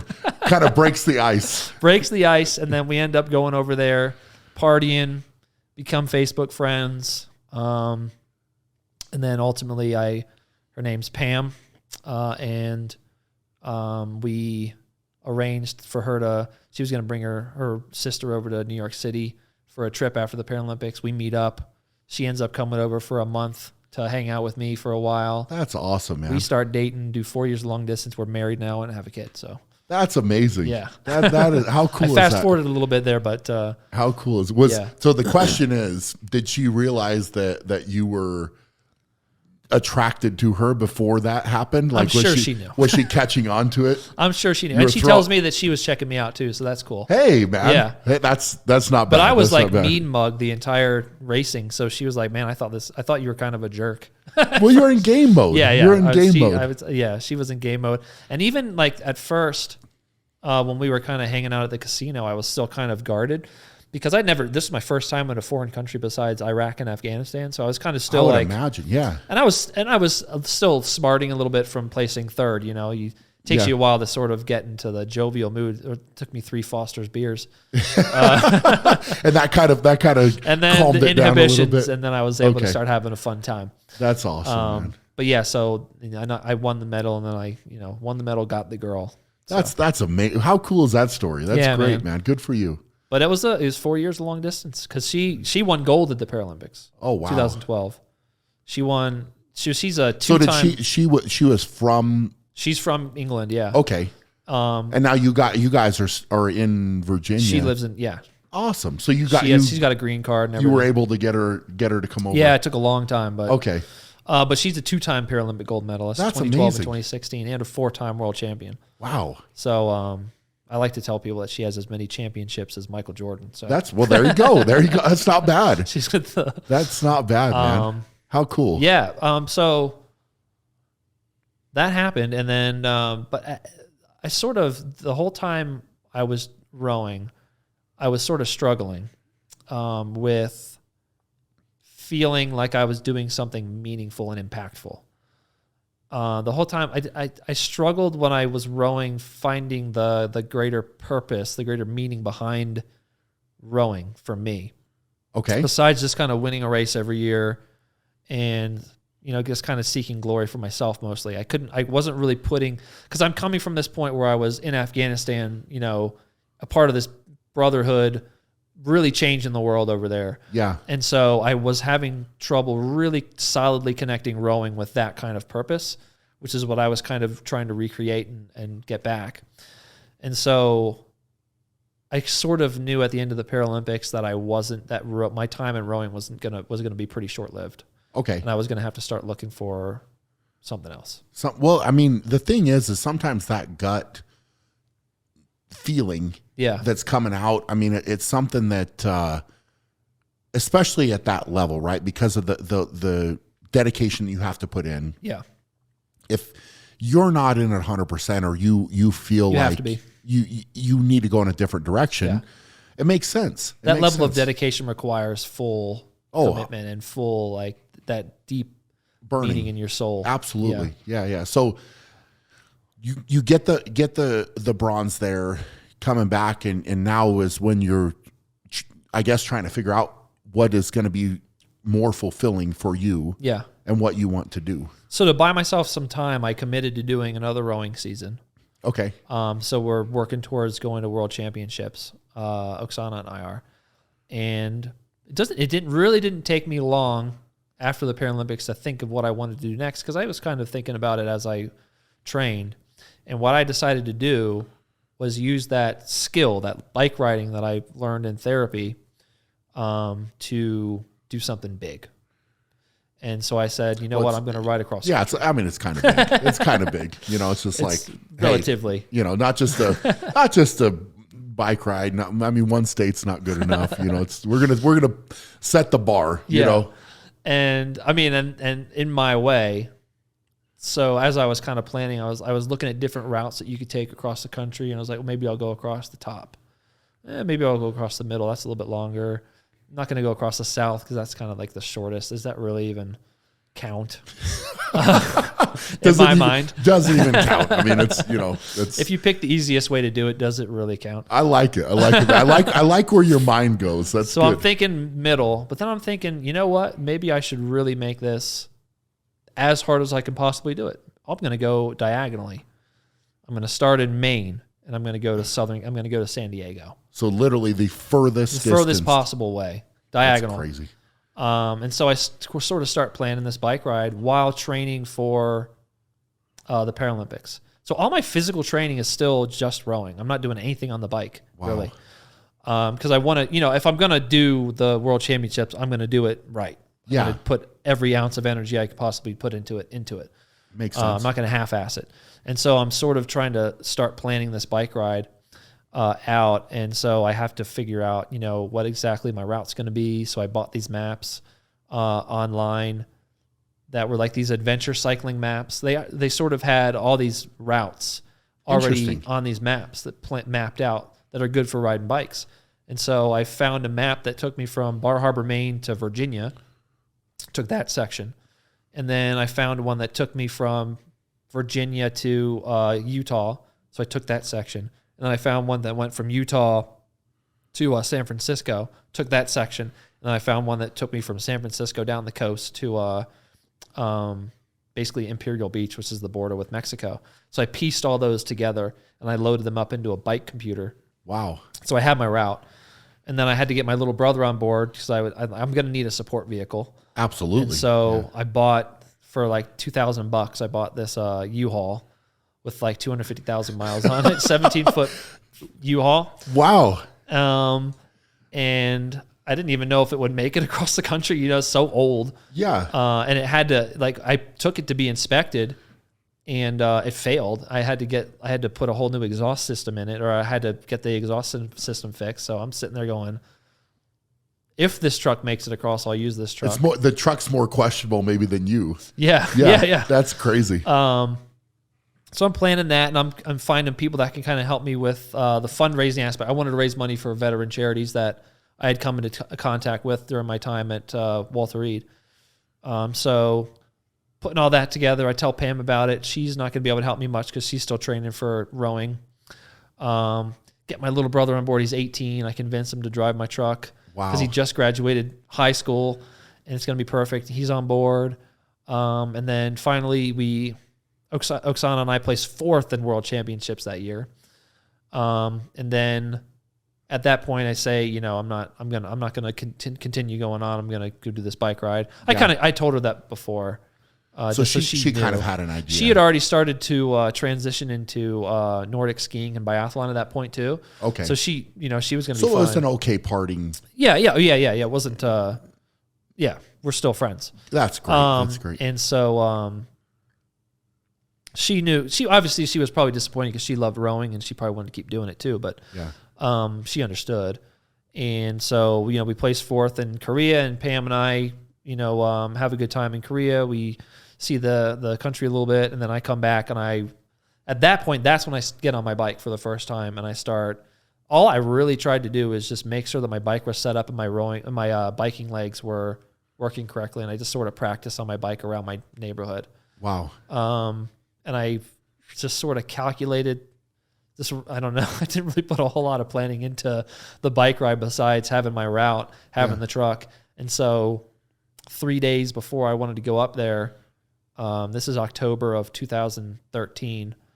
I go pick up my little brother, move myself out of my apartment, and we just go to Sam's Club and get a bunch of like 5-gallon jugs of water, a bunch of food, just kind of random food like peanut butter sandwiches, freeze-dried food. Because my plan was to just sleep in the back of the truck. We had put down all these carpets on the bottom of the truck, the truck, the floor. So of the that was box. essentially going to be your rolling apartment. Yeah, it was going to be a rolling hotel room. Wow. And we put cots in there. We got sleeping bags, and we dressed it up all nice. I put this lock on the inside so we could kind of lock ourselves in. Yeah. To protect ourselves. Loaded it up with supplies, and I didn't even bring like extra prosthetic supplies, or I brought like a couple extra. I was so dumb. I should have done a little bit more planning, but we drove up to Bar Harbor, Maine, to the starting point of this map that I had purchased. Did you get a lot of people on board? Like, I mean, how much interest were you able to generate, like from a fundraising standpoint? Like, not a lot to begin with. Like, okay. I had my little brother on board, and I had my friend Tina, who was a bit of a philanthropist and a retired lawyer, and she was like, I would love to be able to help you. Yeah. And so she was my communications person, and she was sort of doing most of my. She was the one that was doing all the administrative stuff. Like, she was calling news organizations and trying to get the word out about the fundraising and that kind of thing. And then she would set up interviews for me along the way. And, the bike ride my theory was I could either sit there and train and ride in circles for 1,000 miles, or I could just start. I don't have a time limit. I'm going to be riding this bike until I get across. You're just doing it. And I can just do the first half, and the first half is training for the second half, and just take my time. Yeah. And that's sort of what I did. I just kind of did like 10 days on riding 30, 35 miles a day, and I'd take a day off. Yeah. And luckily, over time, Tina got really good at sort of calculating where we were going to be. And I would just ride 30, 35 miles, find a good place to stop, mark where I stopped, and then we'd hop in the truck and we'd go find a place to camp. Okay. But over time, and then we'd start there the next day. But over time, Tina got really good at getting me hotel rooms. So we spent the majority of the time in hotel rooms every night. That's amazing. So it's just get a hotel rooms. would hear about it, or she would contact them, and then She'd call them up and say, here's this guy, here's what he's doing, and they'd say, we'd love to host him for the night. Yeah. And a lot of times people would bring us food too. So it's like, that's so cool. So you almost gained momentum as you started. Yeah. And took off. And I mean, it's incredible to me, but you're exactly right. It's how long do you train for that? And how much time do you spend training? How many hundreds of miles or thousands do you need to really do? Yeah. Because you're already obviously in good shape from cardio, the rowing. Like, your conditioning's good. Yeah. So it's more battling the adversity of the trip as you're going, right? But you didn't necessarily say, hey, I have to do this. Yeah. I'm just going to do the next day, and I'm going to do the next day. Yeah. I mean, it's like training. And then the bike ride probably hurt a little bit more. I would imagine. Than it would have had to if I had trained for 1,000 miles. You had to get sore. You had to get sore from it. So I had to suffer a little bit more on the actual bike ride. Yeah. But actually, maybe not even, because if I had trained for it, I probably would have rode further every day. So the suffering probably would have ended up being the same. I mean, like as you got into it, where was there much adversity that you had to face on a daily basis, or? No. I mean, like, what obstacles did you not foresee coming that were there? The thing that I chose to ride across in the wintertime. So I knew at some point I was going to hit winter weather. So I knew it was going to get cold, and I knew I was going to hit snow and ice and that kind of thing. Man. So but I was really, really, really lucky in that I didn't hit snow and ice and everything until I got to about Missouri. But the thing that I didn't expect, in my naive brain, I thought that we had 2 mountain ranges in this country, and then the rest of the country was just perfectly flat in between. And once I got over the Appalachian Mountains, I was like, all right, it's flat till the Rockies. This is going to be great. And that's not what the country's like. It's like up and down and up and down. You got some more hills in there. Yeah. Oh my gosh, it's so hilly throughout all the way till I got to Missouri, and then Missouri has the Ozark Mountains. I didn't even know those existed. That's crazy. And there's another whole mountain range I got to go over. And so you're mentally trying to tell yourself, I made it through this one, and now all of a sudden I've got this something I wasn't planning on. It was like it was this really unexpected, and it's kind of funny to think about my reaction to it, because I did this thing with the intention of, I went diagonally to make it harder. I went across the winter in order to make it harder. I went east to west in order to make it harder. You couldn't. And then when it got really hard, I was like, why is it so damn hard? Well, you obviously picked that. It's commendable, man. I mean, it's like you could, because obviously you could say, in theory, I biked across the U.S., but you're talking about the path, and then in your brain, you're saying, I'm going to do it the hardest way I possibly can. I didn't want there to be any buts associated with it, because in my sort of immature and judgmental ways, I would hear about people riding across the country, and I'd look at their path, and they would have rode across the South. Yeah. And in my mind, I'm saying, yeah, but they went across the South. There's that but. Right? Yeah. And I'm saying but like a jerk. Yep. And I didn't want anybody to say but to what I did. No, this is something incredible, and you're going to do it to the utmost level of incredible that you possibly can. Yeah. And I was the first guy to the first guy to ride across the country as a double above knee amputee. So cool. On a regular bike.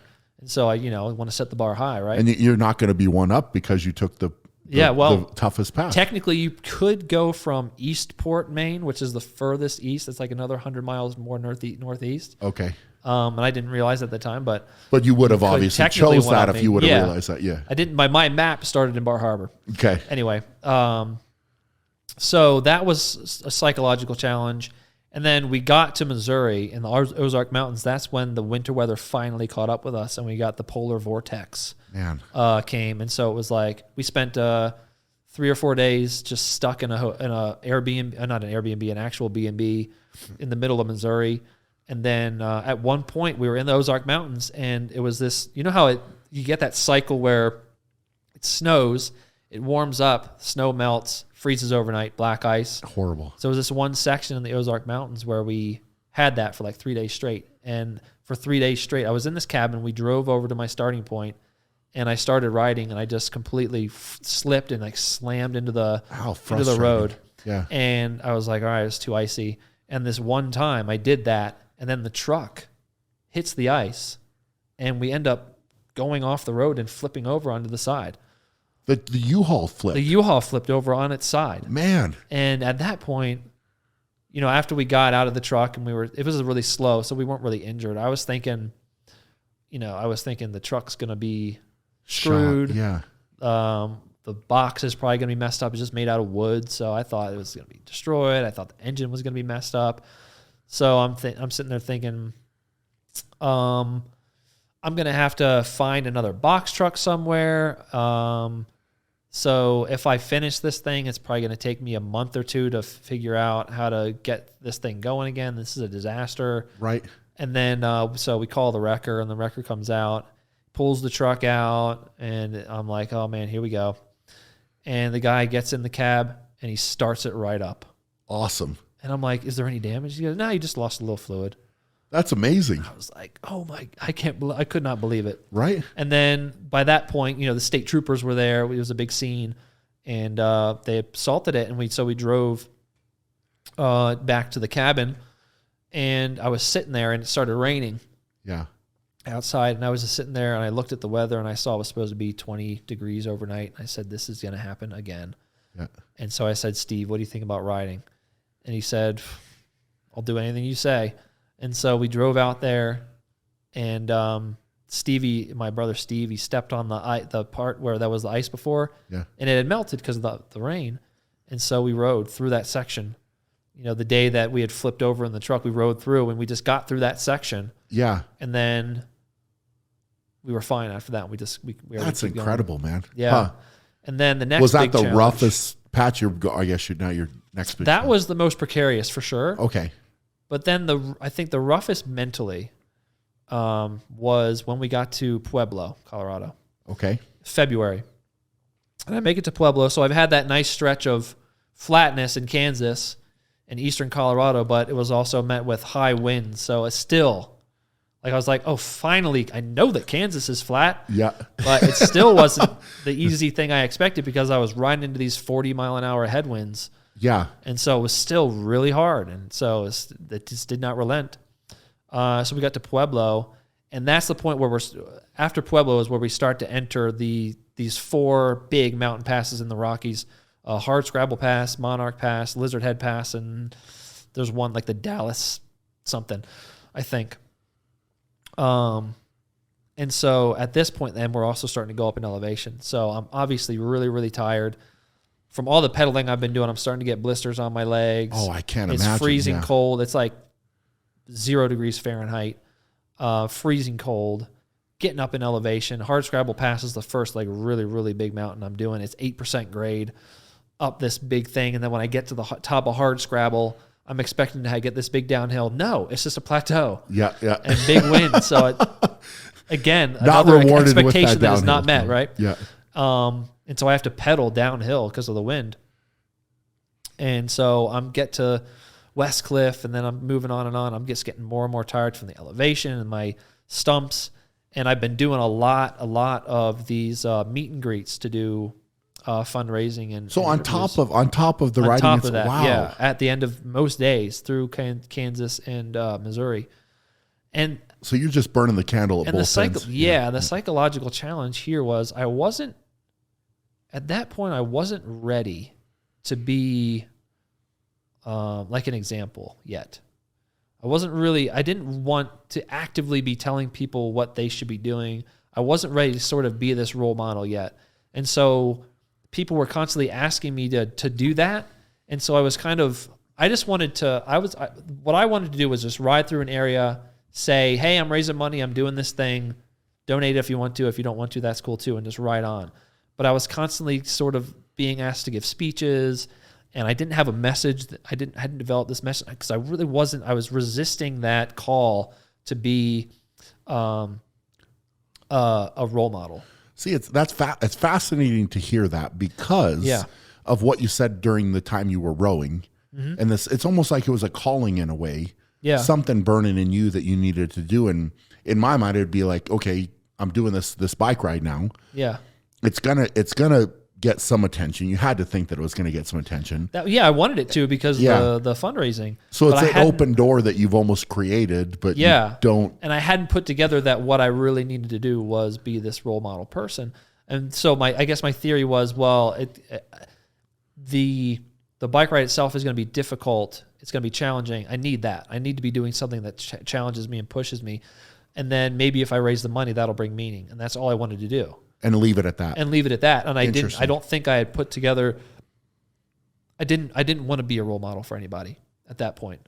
I hadn't accepted that role for myself. Okay. And so when I was constantly being asked to do that, it sort of wore me down. So combining that plus being in the Rockies, being in the Rocky Mountains and in the altitude, in the freezing cold, it was snowing every day. I mean, you're picking I'll show you another picture later that you'll enjoy. Yeah.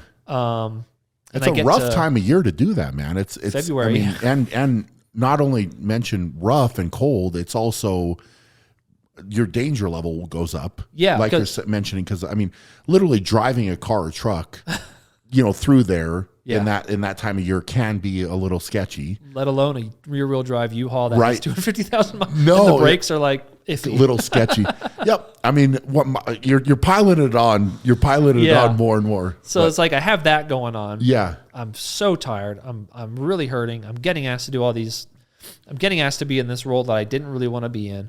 And so eventually I get to Salida at the base of Monarch Pass, which is the tallest mountain on my ride. It's 11,000 feet tall. 9 miles of a 6% grade, which is a long, long ways. And I'm checking there's a camera at the peak. Okay. And I'm checking it like for the 3 days that we're riding up to it. And it's just like snow. So covered in snow. And like a lot of the days it was saying closed. Like you can't go over it. And I get to this town of Salida and I go to this meet and greet there. this dinner with some people. Well, I go to dinner with some people, and I'm hurting, and I'm just in the worst mood. And because there's people that are saying, you're not going to be able to go over Monarch Pass. I mean, it's impossible. You're going to have to like go around or something, or wait till spring until the snow melts. Yeah. And that's irritating me because I don't like, nobody likes being told they can't do something. Of course. And I didn't use that. I didn't do it to prove them wrong or anything. It bothers me for you to tell me that. And so I look at ways to go, and nothing's open. Yeah. I'd have to like cycle 200 miles back east and like I'd have to change the entire ride in order to go around Monarch Pass. And so they had set up a meet and greet for me. And at some point I'm just like, I'm not going to the meet and greet. Sorry, I'm too tired. I need to rest. And it was, you could tell that they were they had been planning it for weeks. Man. And they had a lot of people coming out, and I just kind of, I'm not doing it. Sorry. Wow. And yeah, and so they were disappointed, and I just didn't want to do it. I just kind of hit that breaking point in a way.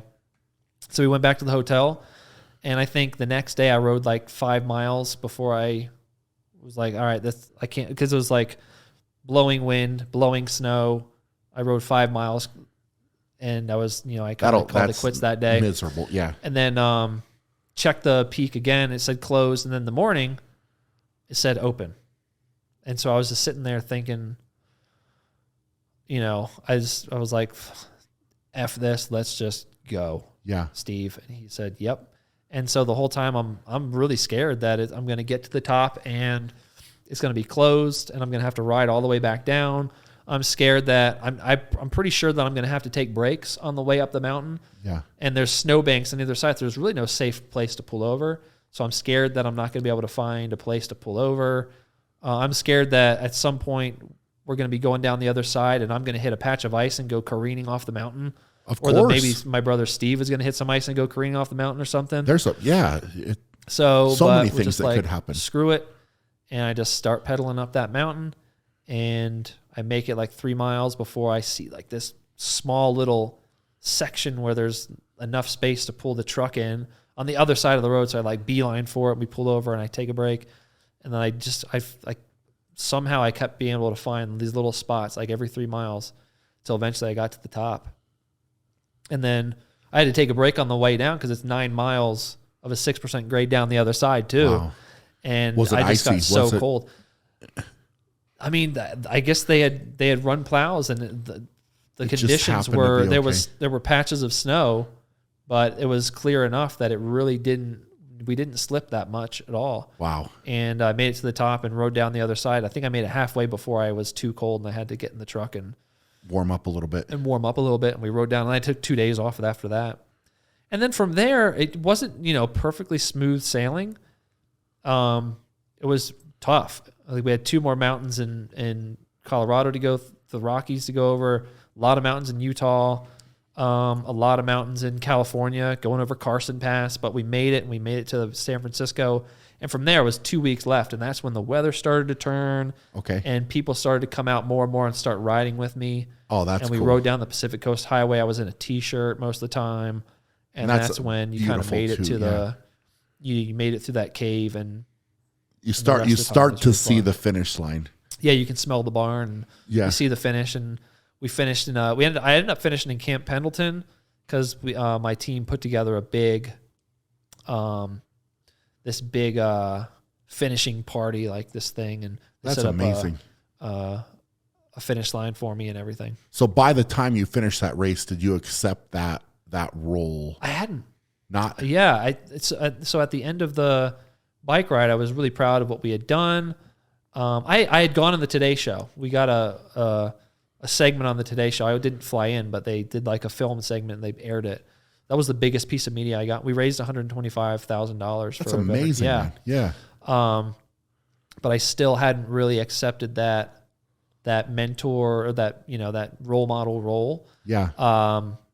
And so at the end of the bike ride, I felt so relieved that we were done, proud of what we had done, but I still didn't feel like I still was sort of searching for the right thing. Okay.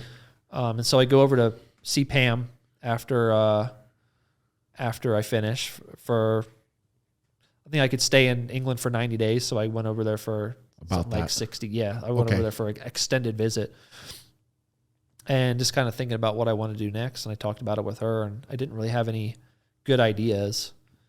I was thinking about being a stand-up comedian maybe. Okay. Which is kind of out of left field. We didn't talk about that, but I kind of messed with that a little bit while I was rowing.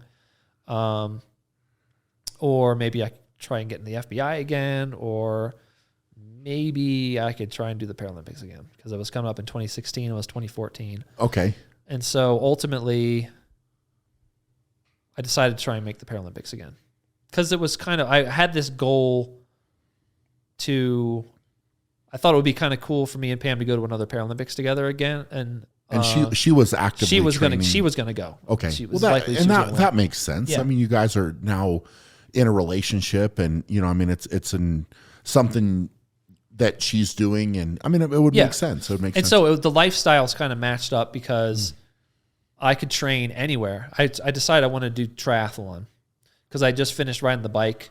Oksana at that point was doing biathlon and cross country full time, so rowing wasn't really going to be in the cards. And I just done the bike, so I was like, well, I'm probably most suited for triathlon because I was on the bike. Yeah. And so so with our relationship, she had to stay in England, because in England they fund their Paralympic athletes, so they have to sort of do their training program in England. So, but I could do whatever I wanted to, wherever I wanted to. And so it would be kind of cool to be able, it worked out so that I could come over for long visits in England and sort of make the long distance relationship easier. But I ended up going to Salt Lake City to train with my friend Bobby Maximus, who was working at Jim Jones at the time. Okay. And as I was sort of looking at triathlon, there's a category that's sort of meant for double above knee amputees, in which you do a hand cycle for the bike, okay, and a racing wheelchair for the run portion. That just did not attract me at all, because I just spent all this time on the bike, on a regular bike. I can answer that for you. Like, you want the harder route anyway, man. So that ain't gonna The only work. problem with going this route was that I was actually competing in a harder category. It'd be like a 225 guy trying to compete against you in World's Strongest Man. Okay. With the same weights and everything. So I ended up having to compete against guys that had one leg, fully nothing wrong with it, intact leg.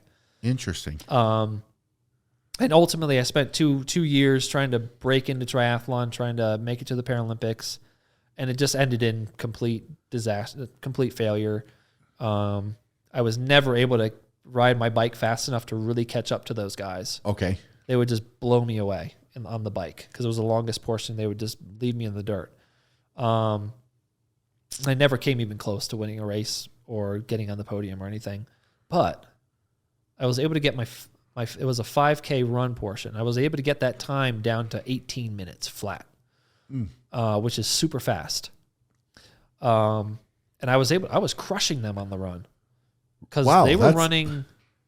They were, as a single amputee to run, it's really lopsided, because you're like running with one regular leg and then a prosthetic. So it's really inefficient. I was crushing everybody on the run. Interesting. By like 3 minutes. Wow. And so you'd make up time there, and then the bike was... Yeah, but the bike is too much of and the swim too. I wasn't that great at swimming. Okay. And so, 2016, I've quit. It's before the Paralympics. This is April. The Paralympics are in September, August. And at this point, I'm like, this is not going to happen. Yeah. Because I don't have the points. I don't really have a path to make it to the Paralympics at this point. So I'm like, I'm done.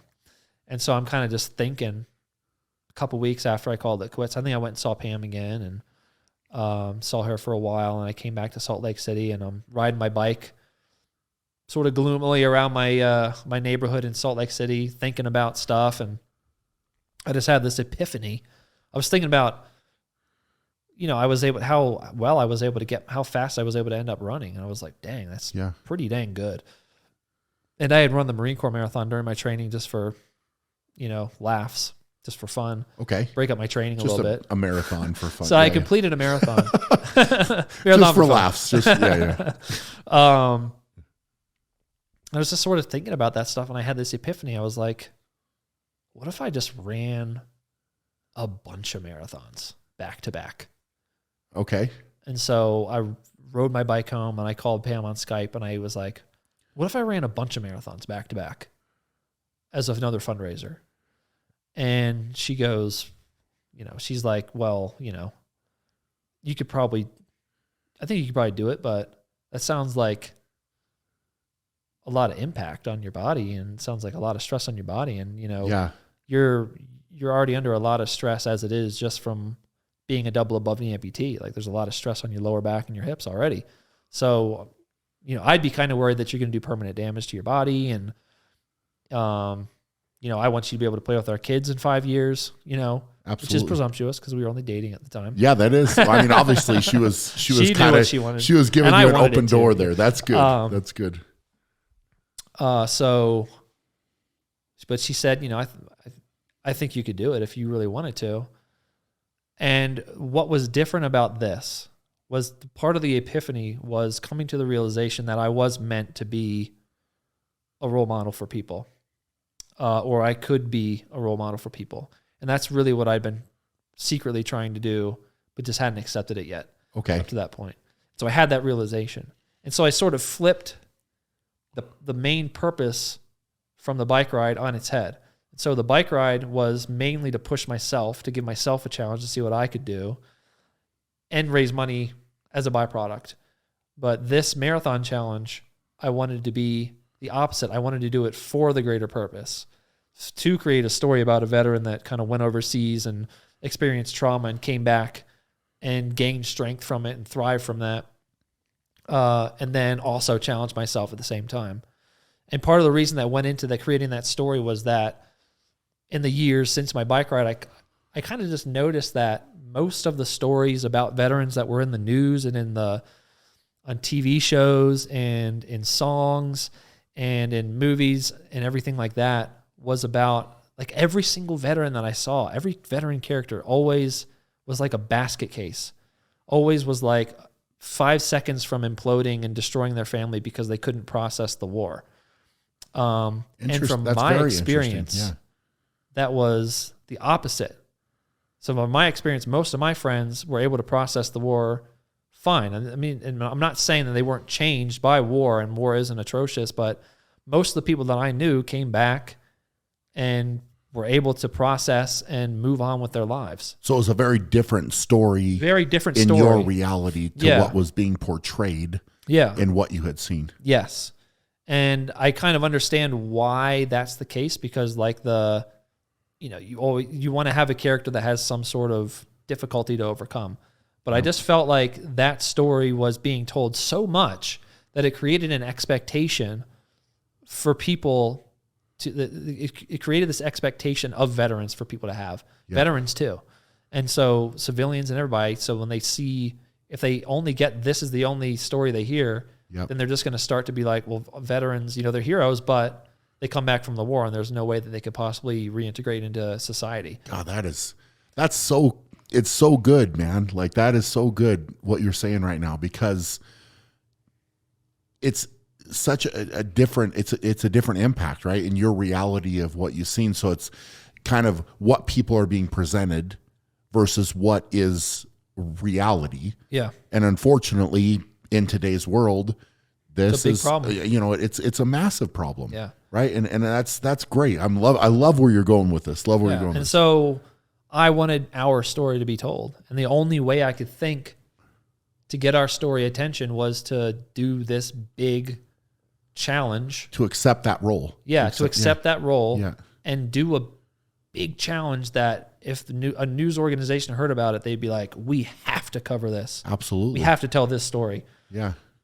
And so that's where I came up with the idea to do the marathons. And so Pam and I kind of went back and forth for a little bit about how many I should do. And at first we were like, well, maybe we should do 22 because, that's the number that's associated with veteran suicides every day. 22, yeah. Yeah, 22 a day. But I felt that was not enough. I know 22 marathons seems like it should be enough, but I kind of felt that if we're going to be creating this story, by the time we got momentum, it was going to be over. And so I was like, I think we need to do a little bit more than 22. And then I was like, what about 50? And she said, well, isn't that going to be the opposite problem where you're going to be going for so long that people are going to start to lose interest? And I had that same thing. This guy, Iron Cowboy, did 50 Ironmans in 50 states in 50 days. I don't know if you heard about him, but yes, I did. Yep. I was following him, and I lost interest before the 50th day. Like I wasn't really That's following so as much. Interesting. Yeah. I was so like, 22 is not enough. 50 is too much. And then I was like, well, what if I just did a full month? Okay. People can pay attention for a month, right? Yeah. And so we said, all right, month of marathons has a good alliterative title. It's a good duration of time. Yep. That people can pay attention. So why 31 though? I mean, why would you not pick? What's the longest month? That's exactly. I want you to say that because it's the longest path across the U.S. I would expect nothing less, man. So 31 and 31 days, but also you did it in different cities as well. Different cities, yeah. So I wanted to part of that. So one of the things I noticed with the bike ride was I was always riding through rural areas. So I didn't get a big news media coverage. And so this time the story was the main purpose. And so I wanted to do these marathons in the most populous places so that when the story got out there, as many people as possible would see it. Oh, it's great. Really good. And so I basically took 50, I brought up the list of the 50 most populous cities in the country, and I picked 29 of the most populous that we have, and I mapped them out so that I could run and then hop in an RV and drive to the next place. And then the other two, I wanted to sort of bring in our allies a little bit because, I served with British troops, Georgian troops, Canadian troops when I was in Afghanistan, and so I was like, their countries are having the same issues as our veterans are. Yeah. So I want to kind of do one in both of those countries too. Okay. To sort of show that we're all in this together. We all, America doesn't fight wars by itself ever. Yeah. And so I ran one in London. I did one in Toronto as well. That's great. So you started in London, right? That was the first one. Yeah. And then how did that transition go? And did you go to which city was next? Was it Philadelphia? Okay. So you I obviously had to take a plane. Yeah. From there to make that happen, and then you started off your journey from Philadelphia. Yeah. Okay. And I trained for this one. I trained for 18 months for this one. That's a different, I mean, you don't have the luxury because with the bike ride, you had the time where you could take a day off and it was just completing the task. Now you have to wake up the next day and do it again. Exactly. I owed 26.2 miles every day, no matter what. God. So I had to train for this one. Yeah. So I took 18 months to train. And then in that time, I'm imagining the build up. You're trying to create some gradual build up, hype. That's when I did Jocko podcast, and I was trying to get. I did Megyn Kelly Today show. Okay. Fox I didn't do Fox and Friends before, but they had me on during it. So I was trying to build. But I would imagine. Did you notice that once you accepted that role and said, "Hey, look, I'm going out there. I'm going to set the example. This is what I'm going to do for the greater good, so to speak." People were embracing of that. Oh yeah, totally. And I was embracing of it too. I loved every minute of it. Yeah. Even though it was hard, I was running almost every day. In the last 12 weeks, I was running a marathon every Thursday. So how hard was, going through the training for it, how hard was it on your body? And did you gain confidence through the training? Oh yeah. Because I started like Monday, Wednesday, Friday running 1 hour. That was it. I just sort of did that same progressive overload as anybody does when you're training for a big event, when you're training for World's Strongest Man, the Arnolds or whatever. You don't start with your deadlift that you're planning on doing on that day. You build up to it. Yeah, you build up just like any other thing. And so the training itself wasn't super hard on my body because I didn't overexert my body. I was always just going just beyond what I was capable of at that moment and just slowly building up the difficulty. The worst parts that would happen would be I would have to learn the hard way a little bit on where the skin would start to rub off on my leg inside my socket. Yeah. But I was able to put together different strategies to sort of mitigate that. Like I would take chamois cream which is what you put on your butt when you ride a bike. Okay. And I would put that on these spots that would the skin would rub off. Interesting. And I would put it on these spots where the skin would rub off, and then I would go for a long run, and and it would be fine. So you built that type of strategy through the training. Through the training, yeah. So so the training wasn't just to prepare my body, but it was also to come up with these strategies that would keep me going day after day after day. And did you going into it, I would imagine you probably prepared better in the fact that like you had backup equipment, you had backup whatever you needed. And I had backup legs, I had everything. Backup running feet and everything. I was much better prepared, and we had a much better media system in place. That's awesome. We had an actual PR guy. Okay. And Pam she had retired from rowing, so she was my team leader. That's great. So she was with you then through. She was with me the whole time. So in London, she was with me, and then so the way that I would do each marathon was I would show up to the city, and I would have a place where I was going to run my marathon. They weren't sanctioned marathons. Yeah. So they were just like me running 26.2 miles. So in London, I ran loops of Hyde Park until I reached 26.2 miles, which is sort of like Central Park in New York. It's like the equivalent in London. Did people come out to watch? Yeah, people came. I had like 30 people run with me.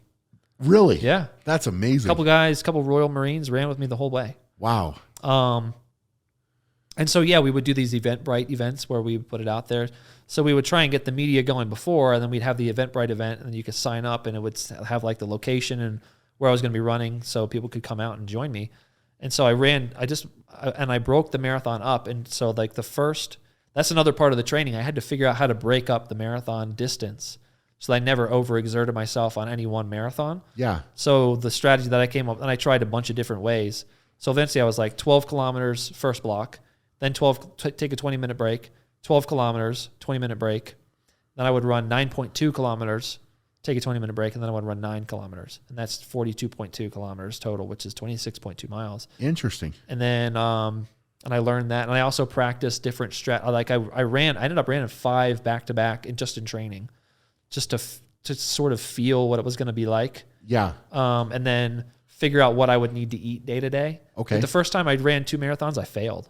I ran the first one and I quit on the second one, like before the halfway point. Wow. Which is not promising. No. I mean, it's slightly concerning. But because I did that, I learned, okay, eat more carbs. Yeah. Eat more. Because I just didn't eat enough.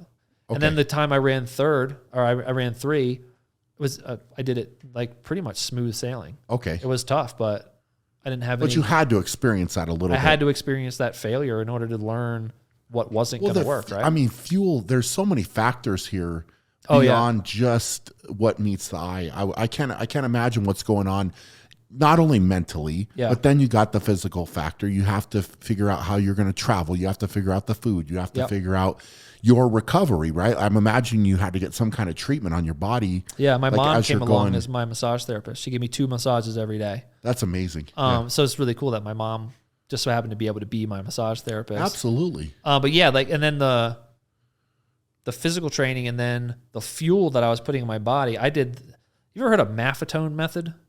No. It's it's an endurance training thing where you calculate your maximum aerobic heart rate by taking 180 and subtracting your age.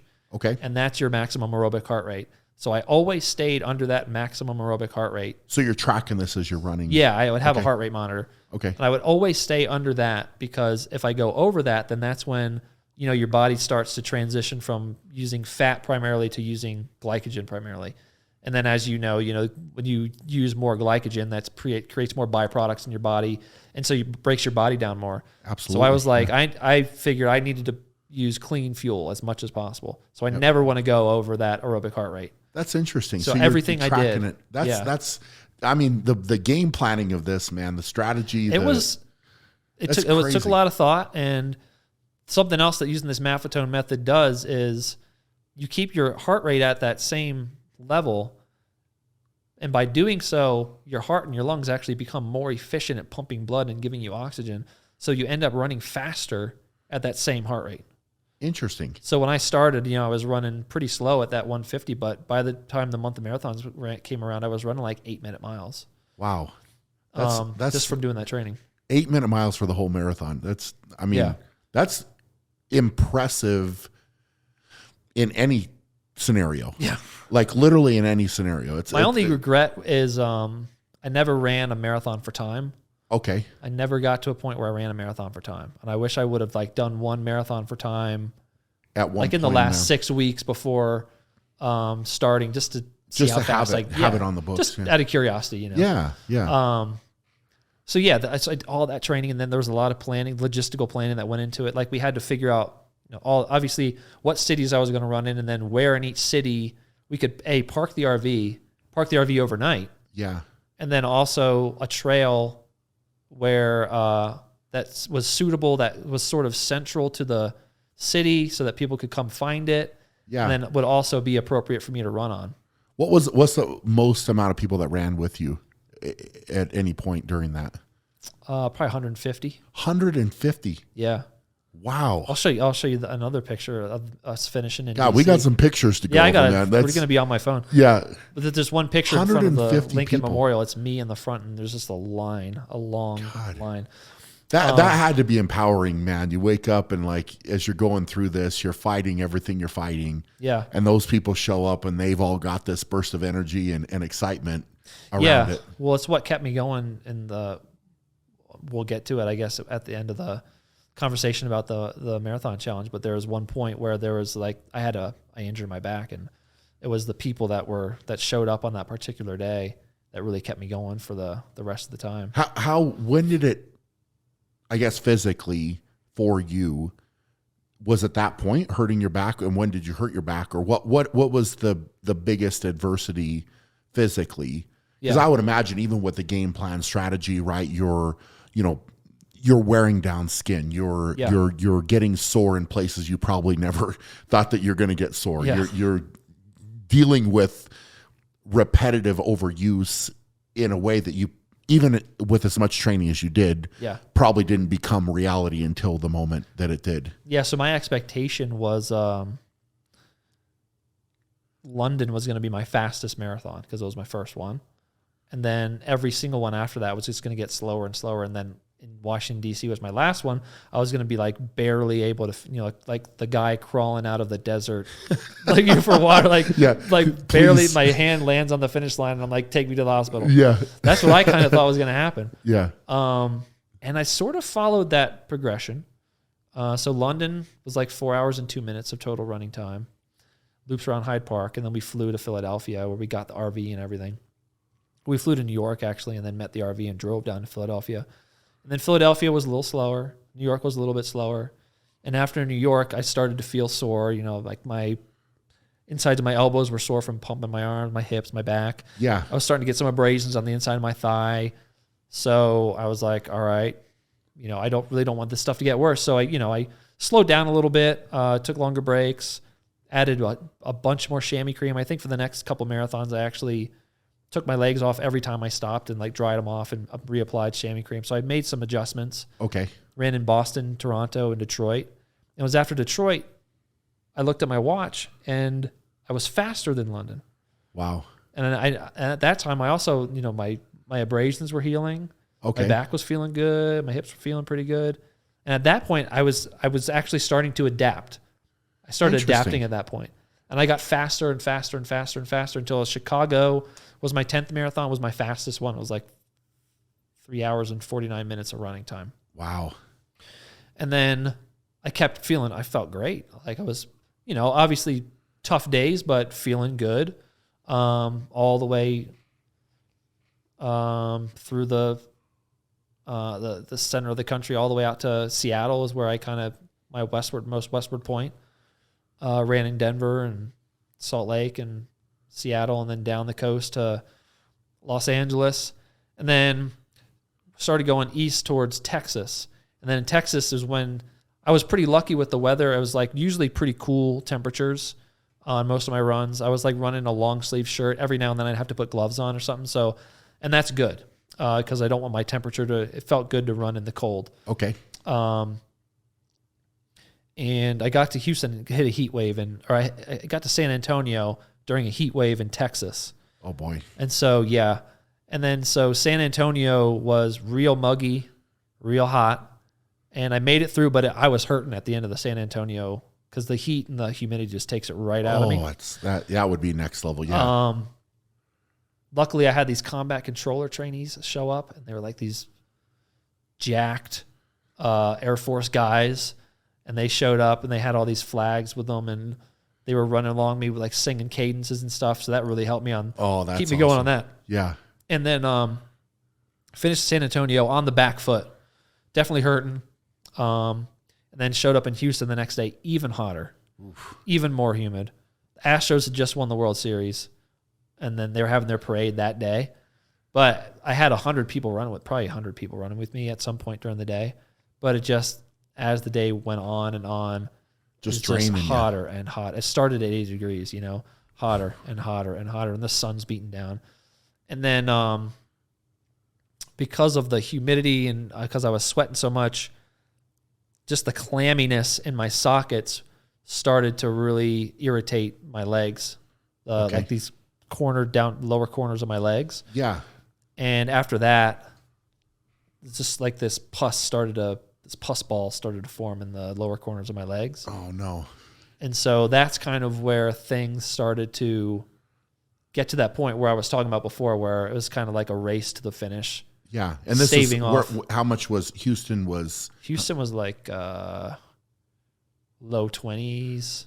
Okay, so I didn't have that many left. You're still like I was in my last week pretty much. Okay. Yeah. Getting close. But not it's like, there. am I gonna make it? Yes, totally. And then Dallas the next day was hot and humid, but not quite as hot and humid.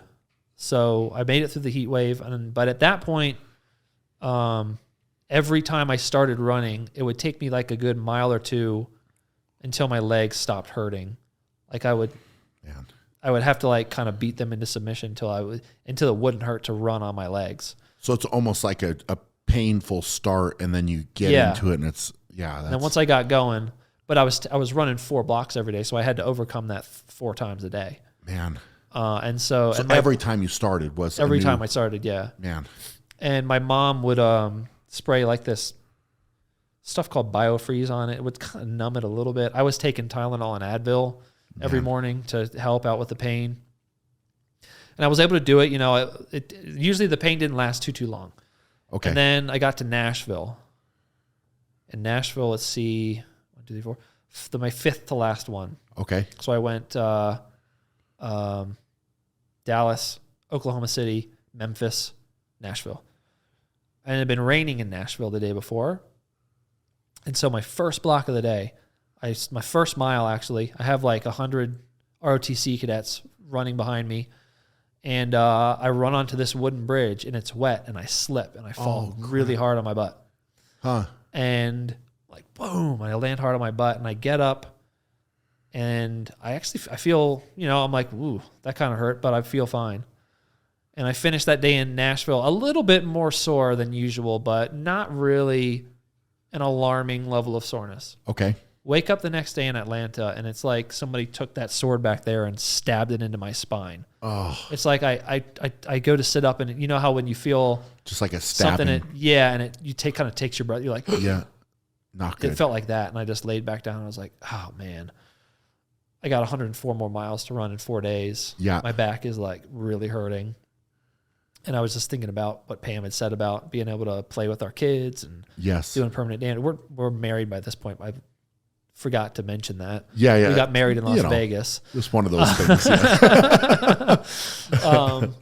But she's, and then as a way to get her to be able to live in America, we got married. And obviously I was going to marry her regardless. But you've been together. Yeah, we've been together 4 years. It was certainly not a quick entrance into Yeah. It's not 90-day fiance. No, that's great. So I wake up in Atlanta, and it's like, my back is, I'm injured. Yeah, and okay. So I laid there for a while, and I would always start at 7:00 in the morning. So I eventually get up, and I eat my daily breakfast, which is what I mentioned. Okay. My daily breakfast was a bag of pork rinds. Bag of pork rinds. That's amazing, man. Because I was I got sponsored by Epic Pork Rinds. Okay. So they sent me a ton of bags of pork rinds, and then during the run, I would eat 3 bonk breaker bars. Okay. and at every break. And then after the run, I would eat. My wife and I had made a bunch of basically the insides of a lasagna without the noodles. So I was doing low carb. I was eating 175 grams of carbs a day, and that was it. That's the cap. Man, with all the output, is there a reason it was so low, or you didn't? And so, well, I guess part of the reason I did Maffetone method was because it primarily burns fat, right? So you're trying to. So I was just fat adapting myself as much as I possibly could. Okay. And just relying on fat as much as I could, just eating enough carbs to keep me going. Well, obviously it was working. Yeah, it worked. Yeah. And so I would take the innards of a lasagna without the noodles and pour that over another bed of pork rinds, a whole bag of pork rinds. That's so crazy. And it was delicious. Yeah. I would still eat that today. I never got tired of that meal. And then I would eat like sweet potato chips. So I was sponsored by this chip company called Jackson's Honest. Okay. They're from Colorado. Okay. They sponsored me sweet potato chips, and they sent me a bunch of bags. That's cool, man. And Bonk Breaker sent me a bunch of Bonk Breaker bars, and then in the evening, I would try and eat eggs and bacon and either banana or some more sweet potato chips. Okay. But I struggled to eat all that food. Yeah. As you know, and I was trying to eat in the back of a RV that was bouncing up and down too. Totally. So it was really hard. Well, I mean, it's a job. You have to execute. Right, you have to get that food down, and it's no matter what, that has to go in because you have to fuel the engine. Yeah. You have to. Yeah. So I get it, man. I mean, it's fighting through that. I mean, so your home stretch, your back is messed up. I eat that breakfast. Okay. Waddle myself out of the RV. And as I'm coming down, there's like 75 people all standing in front of the RV, and they're like waiting for you, clapping and cheering. Yeah. And I meet a bunch of people, and there's kids that are there that have been following me that want to run with me. Totally. And there's a Marine there that, is just so thankful that I'm doing this because he's like, he noticed the same thing as me. And he's thanking me for, for showing people what veterans and Marines are really all about. And it's just at that point, like I'm just going to have to do this. And I was probably already going to do it anyway, but that just sort of solidified my decision. How can you not? Yeah. You know what I'm saying? Especially when there's all those people, and all these people are relying on me, all the veterans that need this story to be told were relying on me to make sure, because it'd be a cool story if I didn't make it, but if I made it, it'd be so much bigger. Oh my gosh. I mean, you've set the stage for something so big. Yeah. Right. And to get to that moment, you're the guy, right? You're doing it. You've already got that close, and I can tell just from our short time together and what you said to me already. It's like you're gonna fight adversity, but you're gonna step up to that and meet it head on. Yeah. And I mean, especially with that moment, like all of us are human at the end of the day, right? Like you can talk about and the way that I approach so many different things with a be great mentality, right? I'm going to go out and be great. I'm going to do this and accept this. And I'm going to have different things that are going to come up. But at the end of the day, like I said, we're human, right? So you're going to have those moments where you're going to be hurting. You're going to be down. Things are going to be, you might have those kind of voices in your head that are like, well, this hurts pretty bad. Yeah, I don't know if I can do this. Those voices will creep into anybody, right? And it's being able to control that and tell them to shut up, and say, you're not going to control me. I'm going to control myself, right? And kind of step up and like to have those people. I mean, I'm getting excited just talking about it, but it's one of those things to have those people out there to hear the things that you heard. It's like you're setting this example and you've accepted what you're doing, your role in this. And there's no way you're not going to do it, right? Like, and I can only imagine what you potentially felt like. And you're coming out and you're like, you're just going to block it out, man. Yeah. Like you just have to go. Know. Yeah. Maybe not. So you go out. Were you late? Did you start at 7? I was on time. 7. I was on time. And it was a hard day. Like every time I took a step, I would. So you're not only feeling the pain. I got the pain in the stumps, yeah. And now I got the pain in the back, and it's like every time I land on my right foot, it's just shooting sharp pain in my back. And I did a little calculation before I started. I'm like, all right, how many more steps? 100,000 more right foot steps. 100,000 left foot steps I need to do. And it's just one of those things where you just break it down. If I thought about 100,000 steps in 4 marathons, it seems like too much. Yeah. So I'm thinking today's marathon. And then I'm thinking this block of today's marathon. I'm thinking this stretch running out of this block. Just start to break it down. And then I'm thinking this mile of that, or this kilometer even of that stretch of this block. And then it's like this step of, that's just awesome. breaking it down little by little, just doing the one thing. Yep.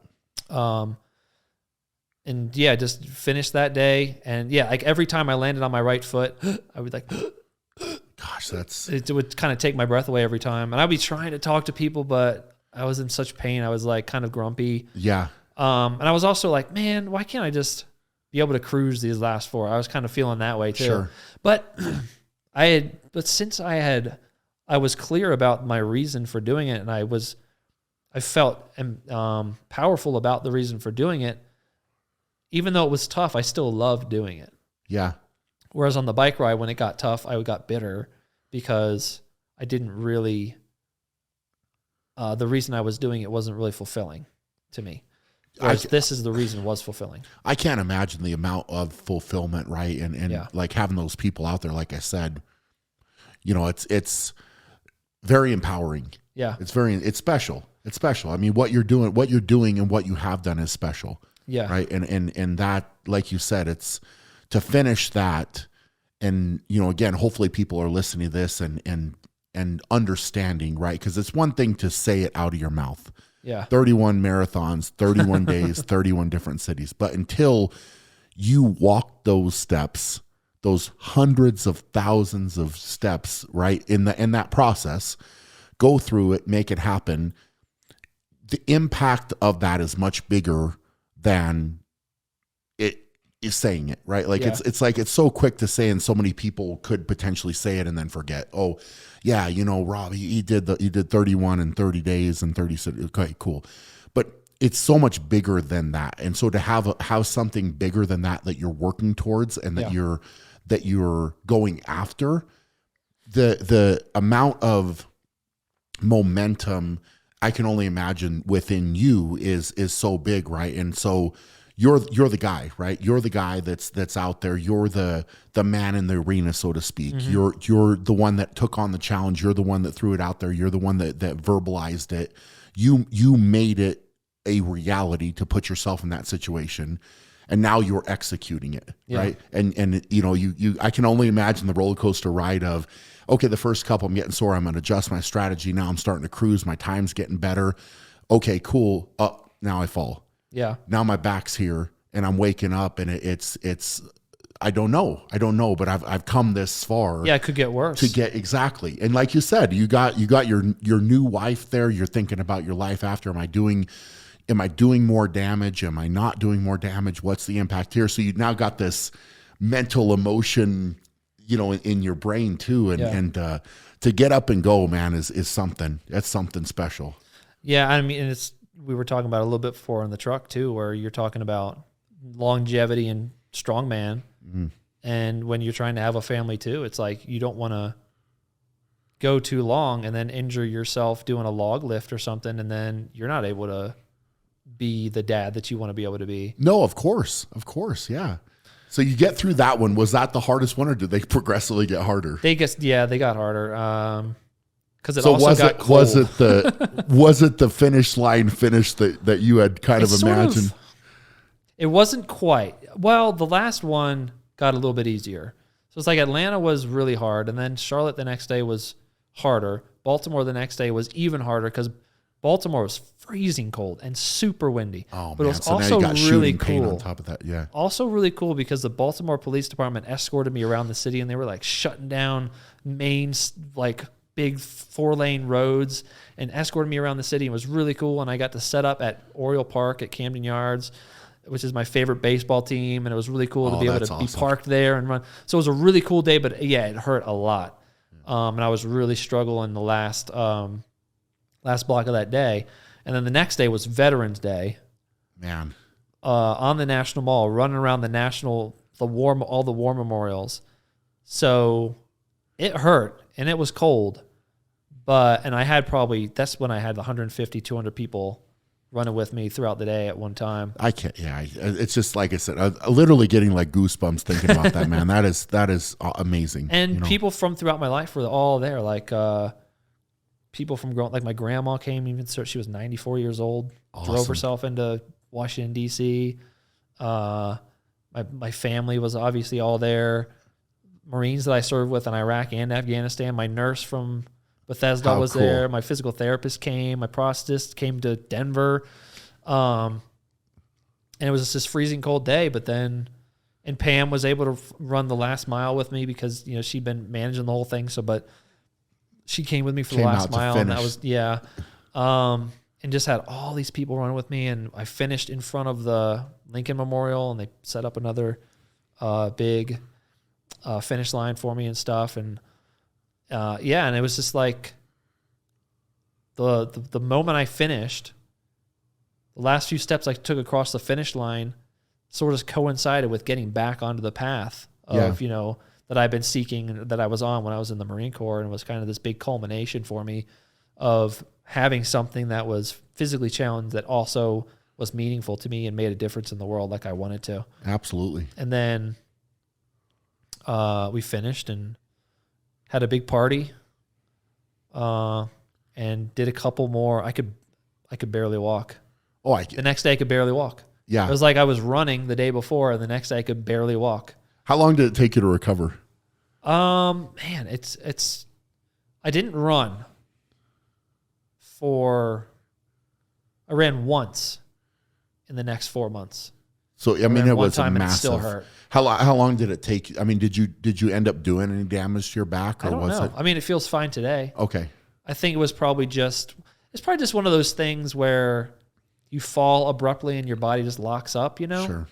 And then once it relaxes, it's fine. I don't think I did actual damage, or maybe I strained something. I never went to a doctor. I mean, in all fairness, it could be a thing where if you would have taken the next day off and rested, it might have been okay. But you're asking and demanding for it to move and go, and it's probably going to lock down harder because it's trying to protect yourself. And the way that I approached the recovery was just, as long as it doesn't get worse, then I'm just gonna. I don't need to go to a doctor or anything. As long as it's getting better, then sure. I'm not too worried about it. I'm just gonna rest. Yeah. And then the stumps probably took 2-3 weeks to heal. I mean, good. It's crazy to think about, but going through it and hearing you explain it, it makes so much sense how getting to that finish line for you is such a moment in your life, really, where you have this kind of full circle moment happening, right? Yeah. And to have all those people there and kind of be part of that with them in a way, and they get to be part of it with you. Mm-hmm. And it's just kind of like everything comes together at this amazing, kind of setting in a way. And it's cool. It was extra cool because all those people that came were like my team.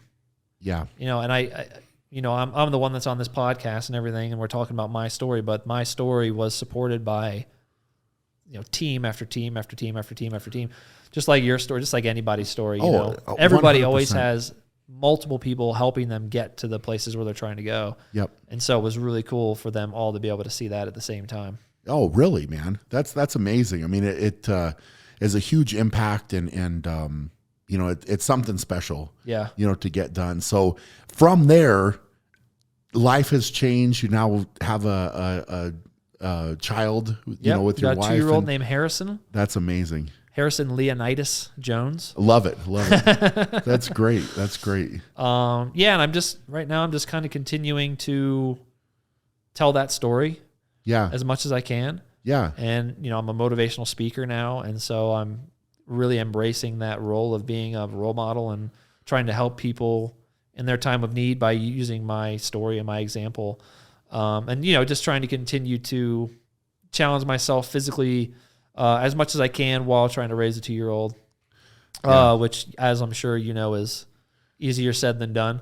So I still, just running marathons and just single marathons and that kind of thing. But just mainly focusing on that and being a good husband and being a good dad and, just trying to help people with my story as much as I can. Working on my memoir, like I said. And And we'll look forward to that, man. I'll send you a copy. Yeah, Definitely. That's really, really cool. I mean, it's you know, such a cool thing to hear you tell the story and what you went through, and you know, to battle back through the adversity that you have is special, right? Yeah. And there's not very many individuals, in my opinion, that would go through it and do the things that you've done and be able to have the impact that you've had, whether you wanted to accept it at the beginning or not. Yeah. It's neat to hear that transition for you to accept that role and you know, be able to go out and be a positive influence and a positive voice for veterans and you know, everything that comes with that. You know, it's amazing, man. I mean, it's something where I think, you know, so many of us, myself included, are so appreciative for what men like you have done, you know, for this country and for so many of us. And it you know, very much frustrates me that more people are not appreciative of that and appreciative of the freedoms that they have. Mm-hmm. And it you know, it's special, man. It's special. And it's, like I said at the beginning of this, it means so much to me personally to have you here because of that. And you know, for me, it has been such a great joy for me, and something I'm so proud of, to be able to have an American flag on my back and represent the country competing around the world and what I've done.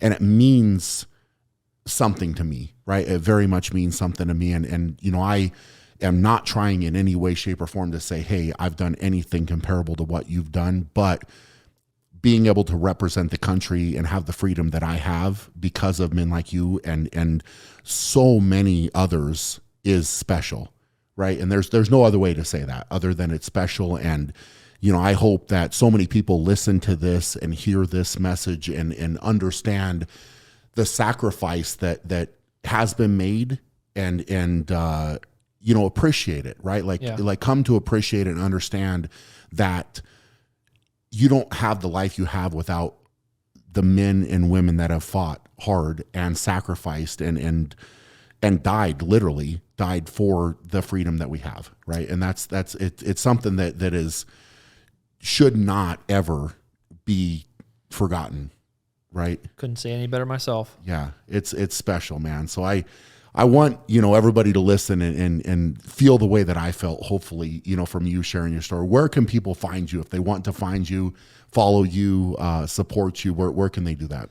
Yeah, well, first let me thank you for doing what you're doing. I mean, definitely when you go overseas and you represent America, I mean, it's just another way that we can show people that America is such a great country and is willing to be fought for. And so, and it's a place where you can make a living lifting heavy stuff and putting it down because we just have that freedom here. Sure. And you can't do that in a lot of places.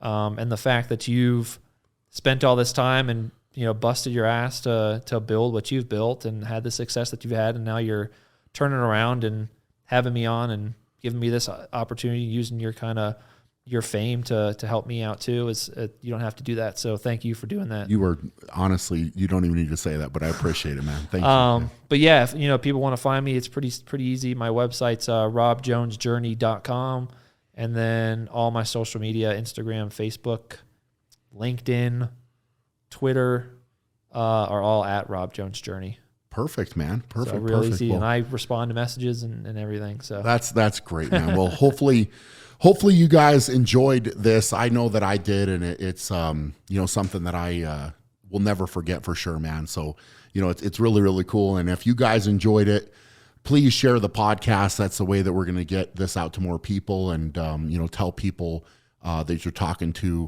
what we got going on here. We're going to have more amazing guests, and you know, I hope that this message can reach a lot of people out there. But hope you're all doing amazing. For now, go out and be great, and we will check you guys later.